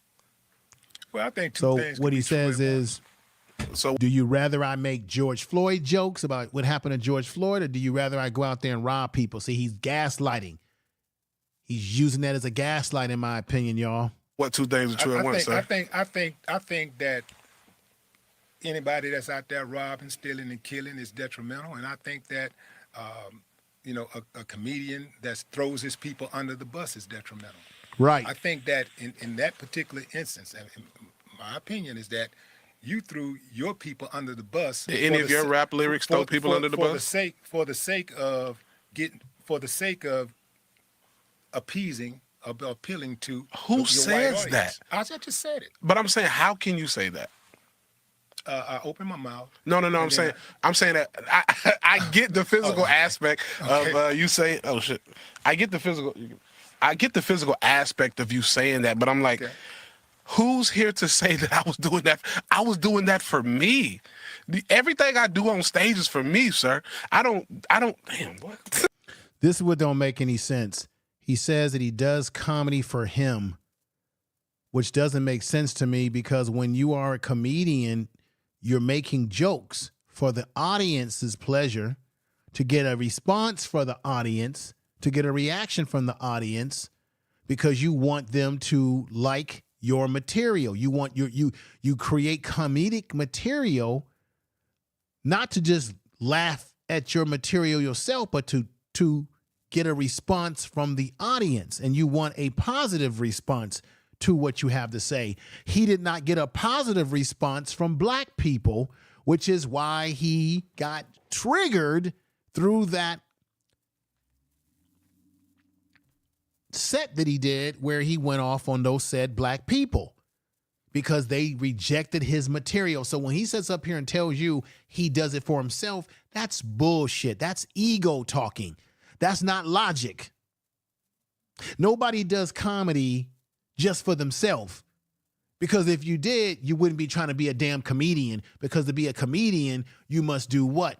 You're doing comedy to entertain the people, to get them to laugh and to make a career and make money from making jokes that make people laugh. If people don't laugh, you don't get paid. You don't get a comedy spot on a show or a movie or a TV series, or you don't get called to perform at a comedy club if the people not feeling your material.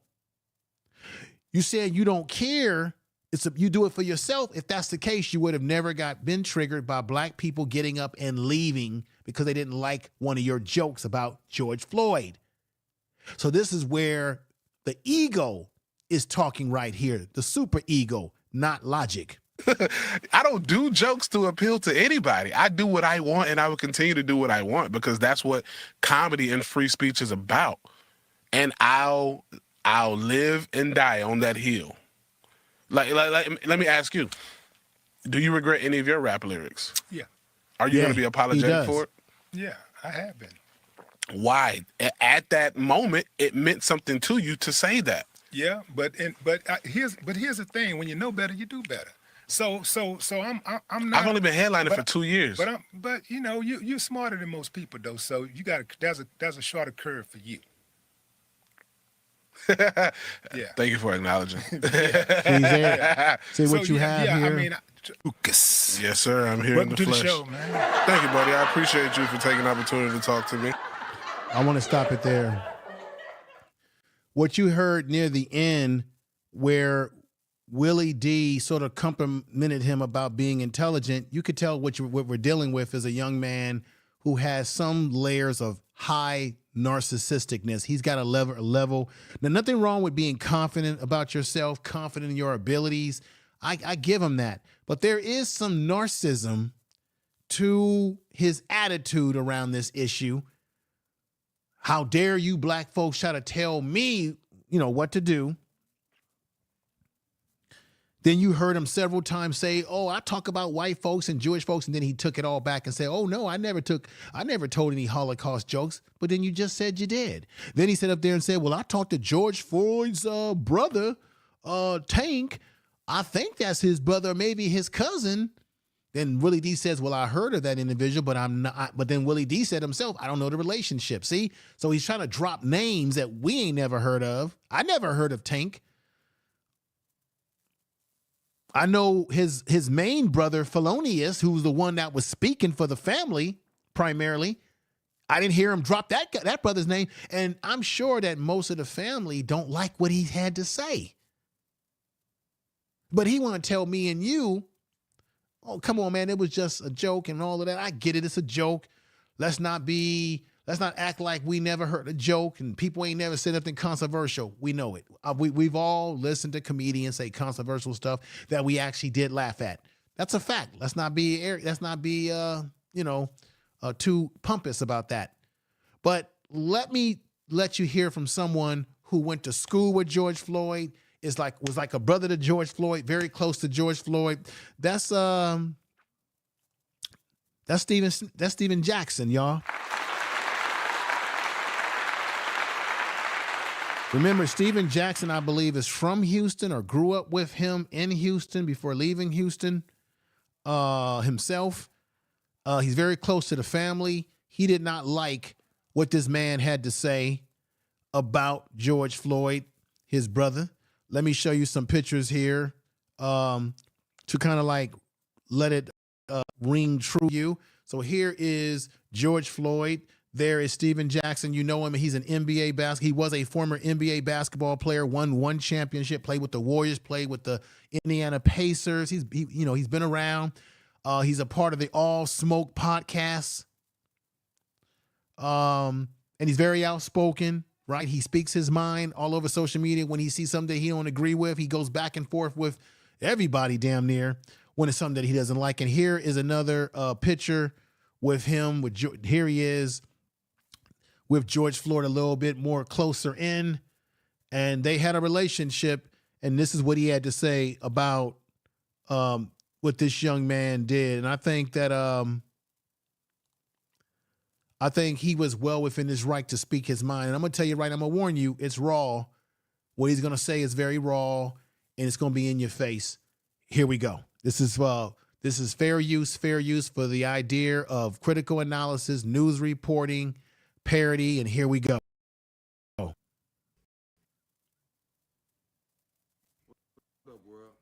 Everybody sending me this shit about this clown comedian ass nigga. Man, everybody ain't funny, dog. Anytime you got demean dead people, you ain't funny, dog. Find something else. You maybe need to. Let me stop that, run that back. It kind of slowed down a little bit. Sorry about that, folks. Here we go again. What up, world? Everybody sending me this shit about this clown comedian ass nigga. Man, everybody ain't funny, dog. Anytime you got demean dead people, you ain't funny, dog. Find something else. You maybe need to find another job, because comedy ain't for you when you got to talk about dead people. Why you ain't tell people your baby mama mad at you? Because you ain't got to pay child support because you breastfeeding the kids. Oh, titty milk, breastfeeding ass, titty milk having ass, big titty, woman titty having ass nigga. Up there looking like a retired lineman and a stud mix. Clown ass nigga, man. Come on, bro. You know what's funny? How you smell, old fat out of shape ass nigga. Find something else to talk about. See how I'm talking about your fat, bad built ass? Look like a tomato on lean. Oh, fat ass nigga. Fuck you talking about, man? Find something else to joke about, bro. But that's how you know you ain't funny. You gotta talk about dead people. But everybody's sending it to me for a reason, because they clowning your ass.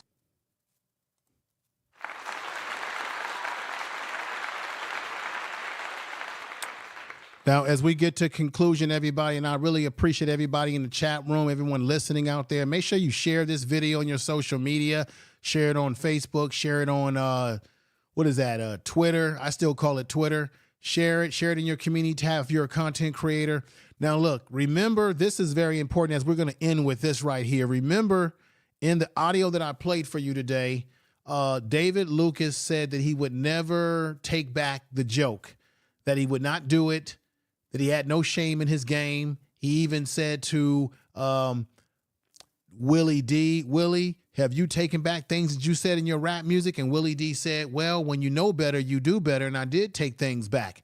But he pretty much stayed fast to that. He wasn't going to take anything back, y'all. That it wasn't what he was going to do. It's not in his DNA. It's a joke. It is what it is type of attitude that he had. I think there was some narcissism there. There's some sort of pride that he's got there. I understand. Pride before the fall, y'all. Y'all know that saying. It's obvious to me that he's got some issues as it relates to how black people see him as a comedian, whether they're not feeling his content, which is why a lot of his content is resonating with white audiences. Go figure. Sometimes, when you got to get those butter biscuits.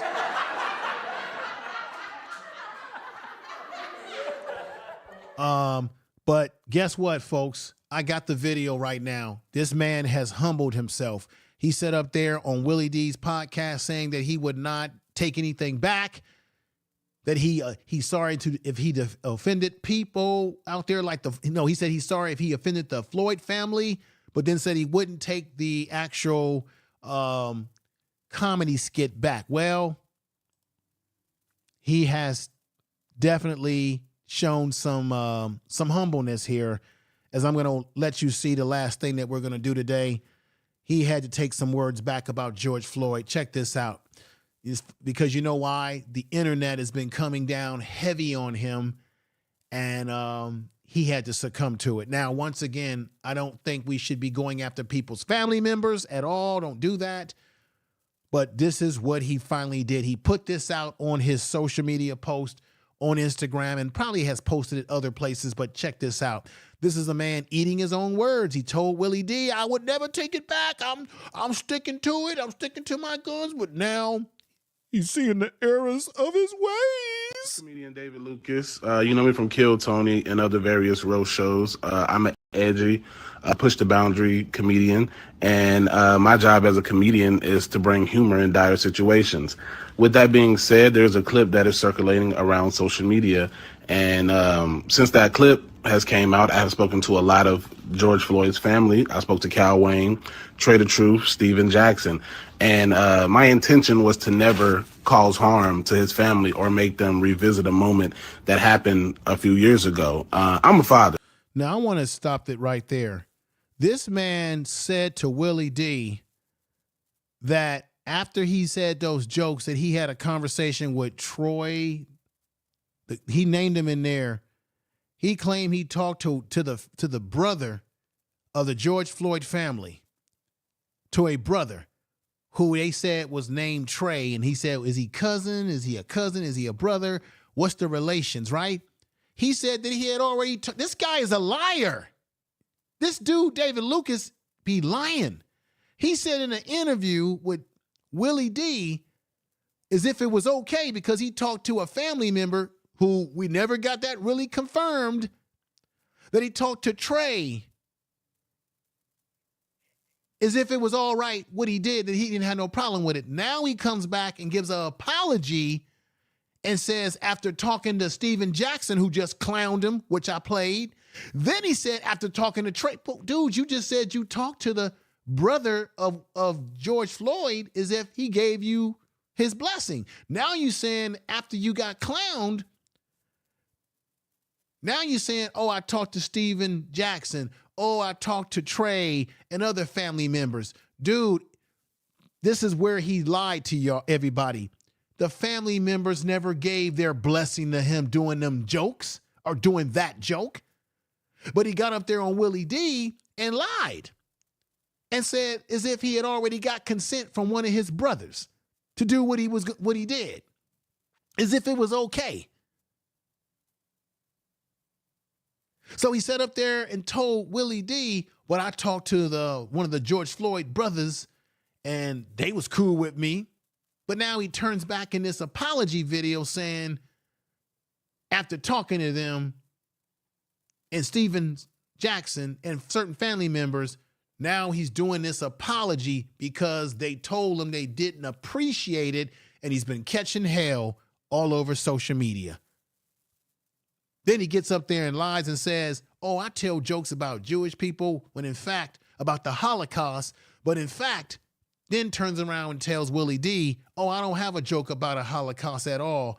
I mean, I had a battle with somebody that happened to be Jewish, but we was in a back and forth battle. You see how he's not telling full troops here? And then he wonders why black folks ain't rocking with him. Unbelievable.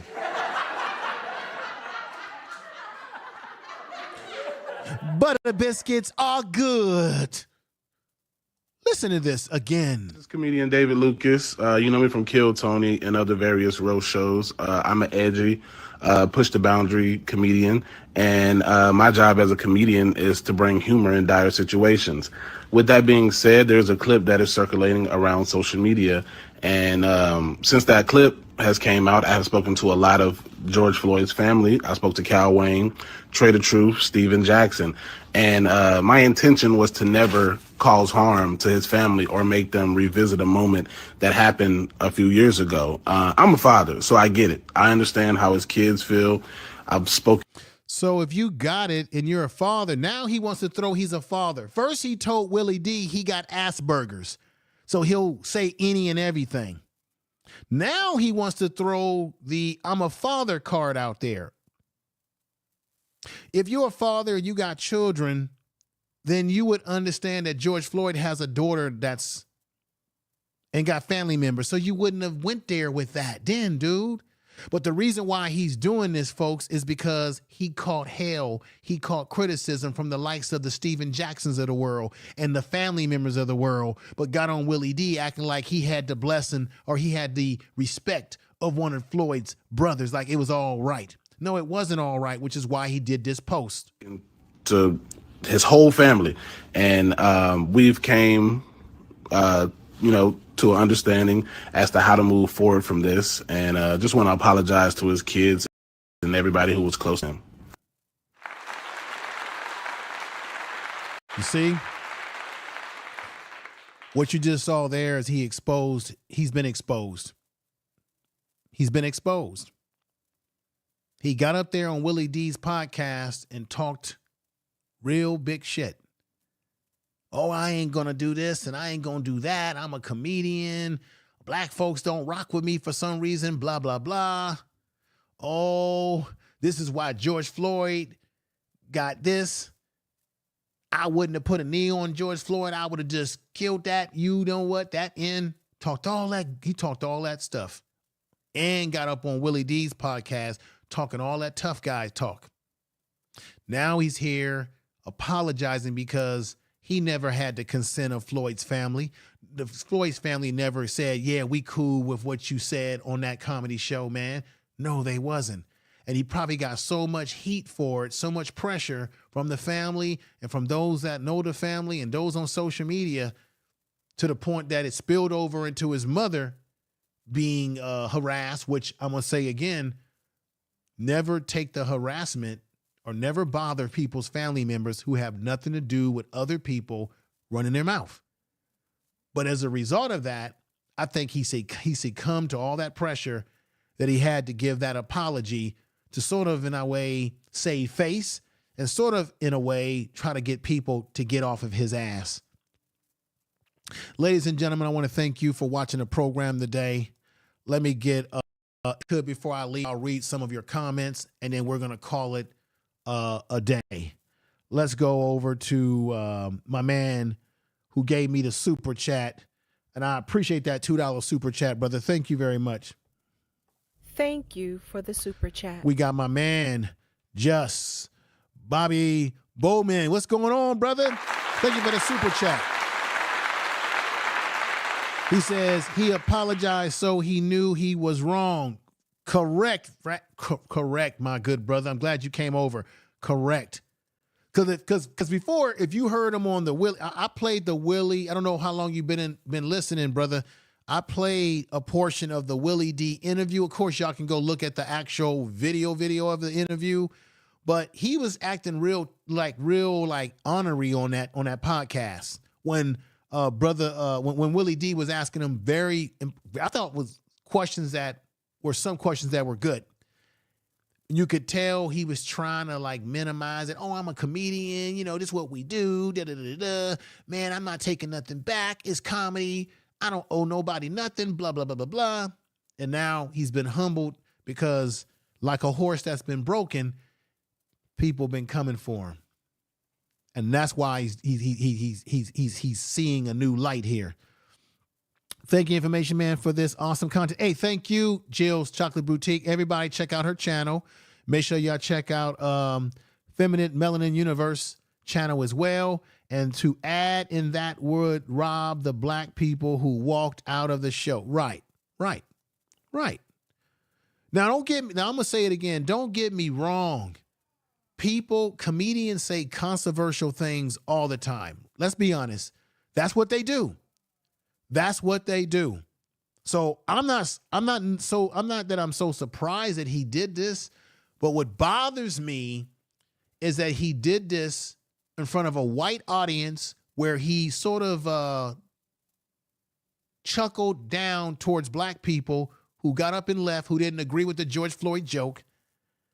And he ratcheted up the N-word constantly, which I did not like because nobody in the audience that were black that left, when they did heckle him, they weren't using the N-word. Now, I think he got triggered by the one dude that called him a titty boy.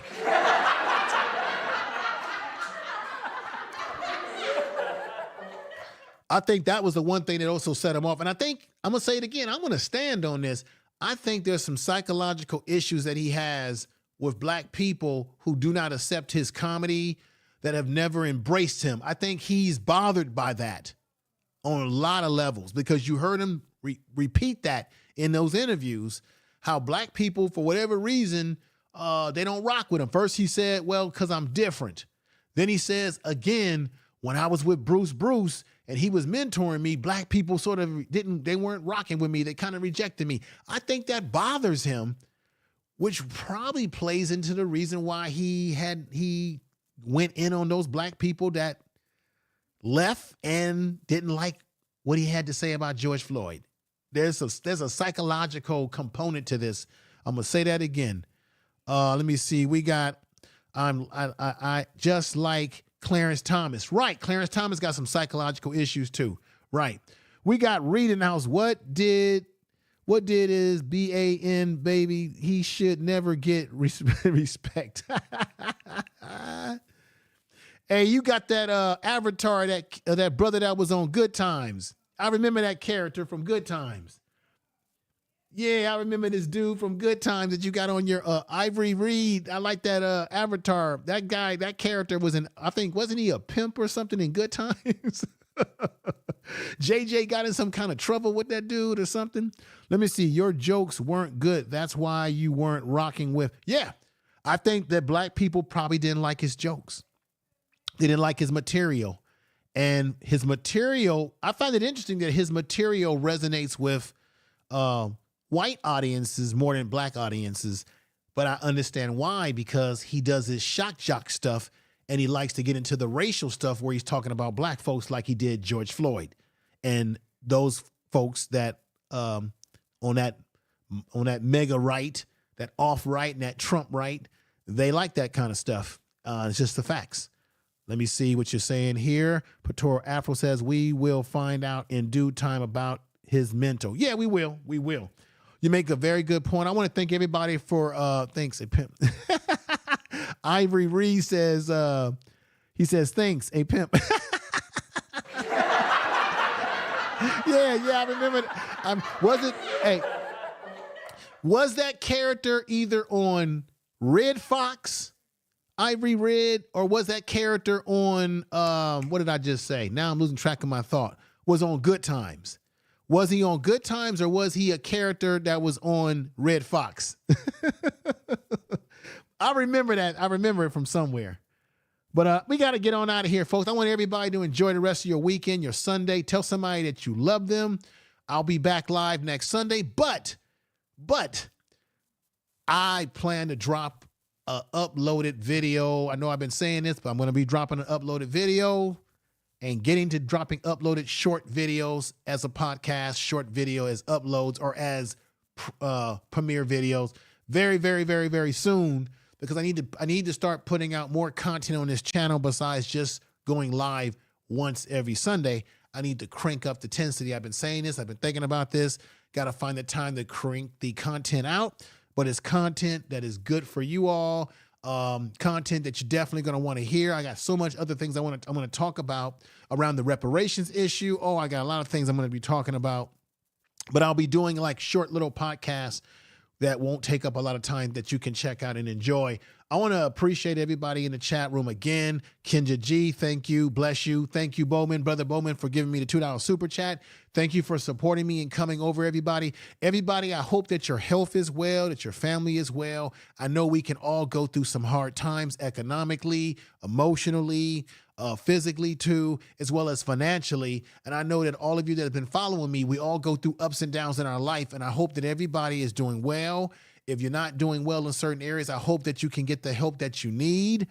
I hope that your family is blessed. Also, I know that people lose family members, right? I put a post up about the DeBarge family. Their mother passed away.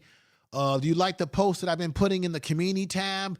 I've been putting a lot of history in there. Make sure that you go to I call it my history museum, which is the community tab, and you check it regularly, because you never know how much content I'm going to be dropping in there from day to day. So make sure you make it a regular habit to go into the community tab and check out what's going on in that community tab, folks, with the content that I'm dropping over there. So I thank you. I hope you appreciate the community tab as much as I do. We got my man, What You Know podcast in the house. Thank you, brother. Make sure you check out What We Know podcast. I always hang out with him over there at Black Men Unfiltered's channel and his channel, and I appreciate everybody out there listening. We got Alicia in the house out of beautiful Chicago, yes, I am good. I'm hoping that you all are good. I'm hoping everybody is good. Maurice Smith says, and everybody hit the like. Yeah, hit the likes, share the video. You know how YouTube is.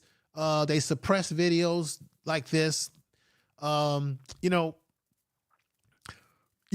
interesting how, depending on the video that you do, sometimes more people come over and watch when you go live, depending on if it's a topic. Like when I talked about the issue around Monique, that topic is always going to bring a lot of people because people are interested in that type of topic. This topic, people may not be as into it as much because it's like, it's just a damn comedian. Who cares? Hey, I get it. But we're gonna keep putting the content out. I got good stuff coming next week in terms of more content coming down the pipeline. If you are into football and sports, check out Prime Sports Media, my other channel.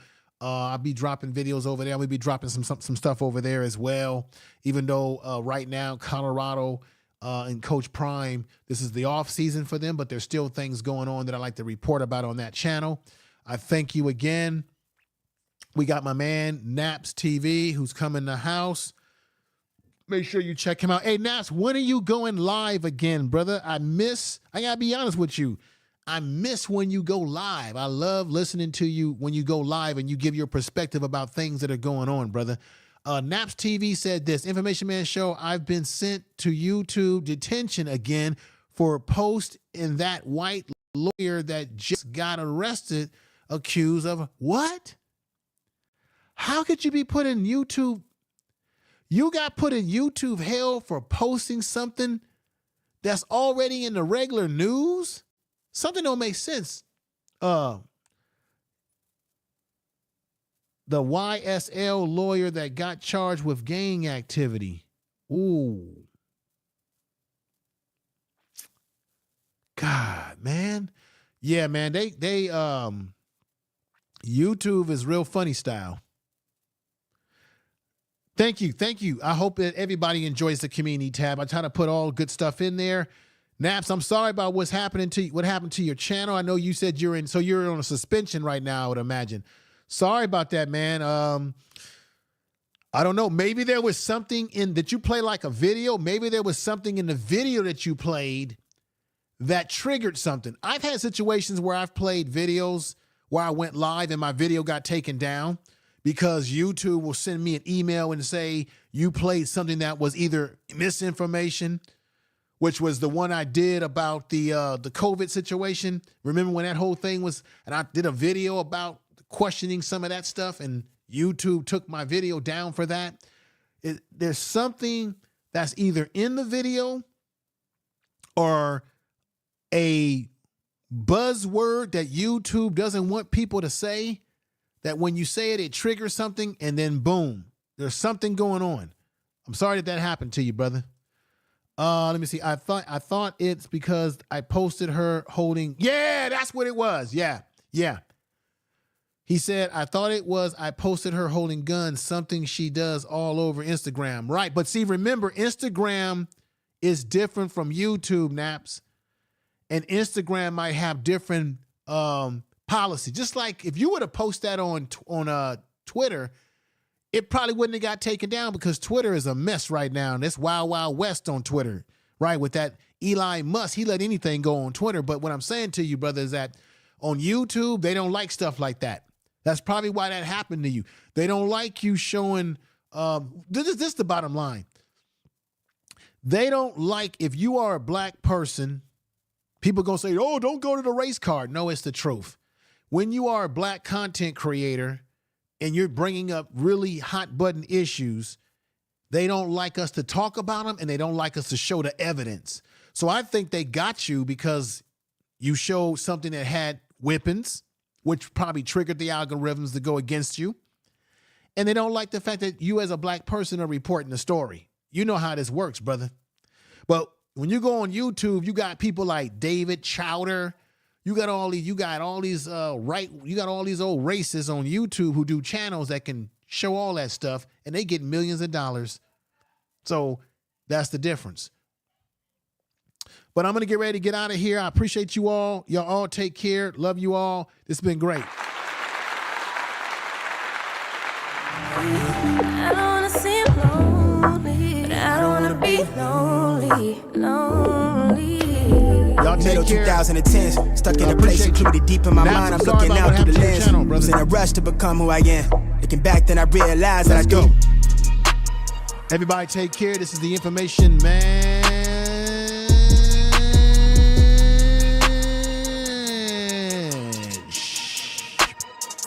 Show. Take care.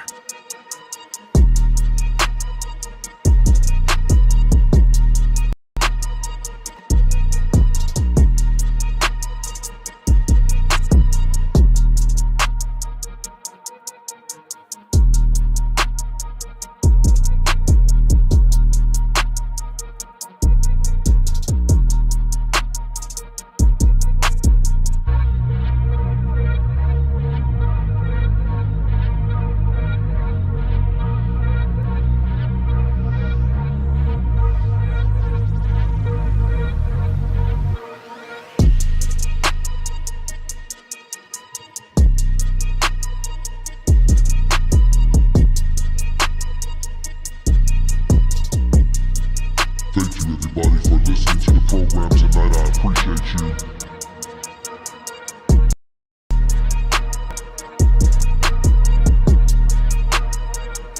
We'll see you on the YouTube streets.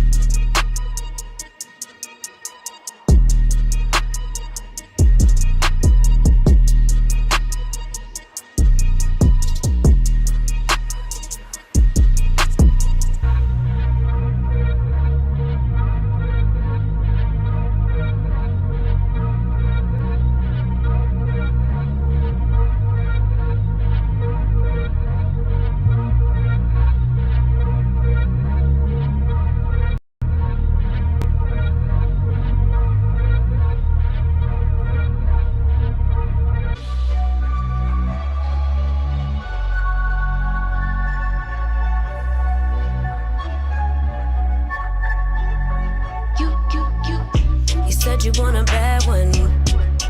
Well, baby, I'm as bad as they come. Said you want a hot one. Yeah, you with the hottest under the sun. But be careful what you wish for. Make you eat your words. If I'm more than what you bargain for. Fun to flirt, but promise to deliver. Much is required. Cause look at what I'm giving you. You ain't really ready for real. You ain't even ready for real. You ain't really ready. Won't be faithful to someone ungrateful. I can't try to make you if you ain't you. You ain't really ready for real. You ain't even ready for real.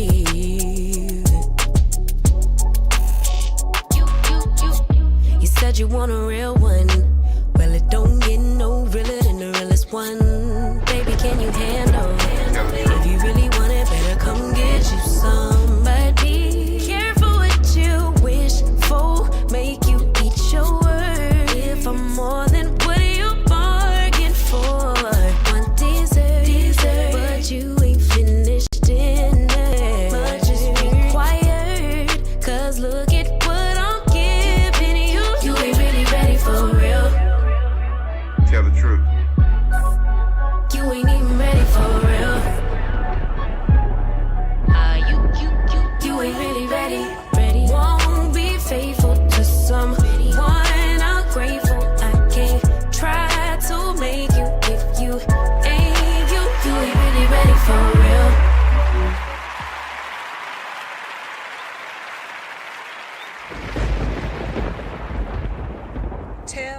the truth.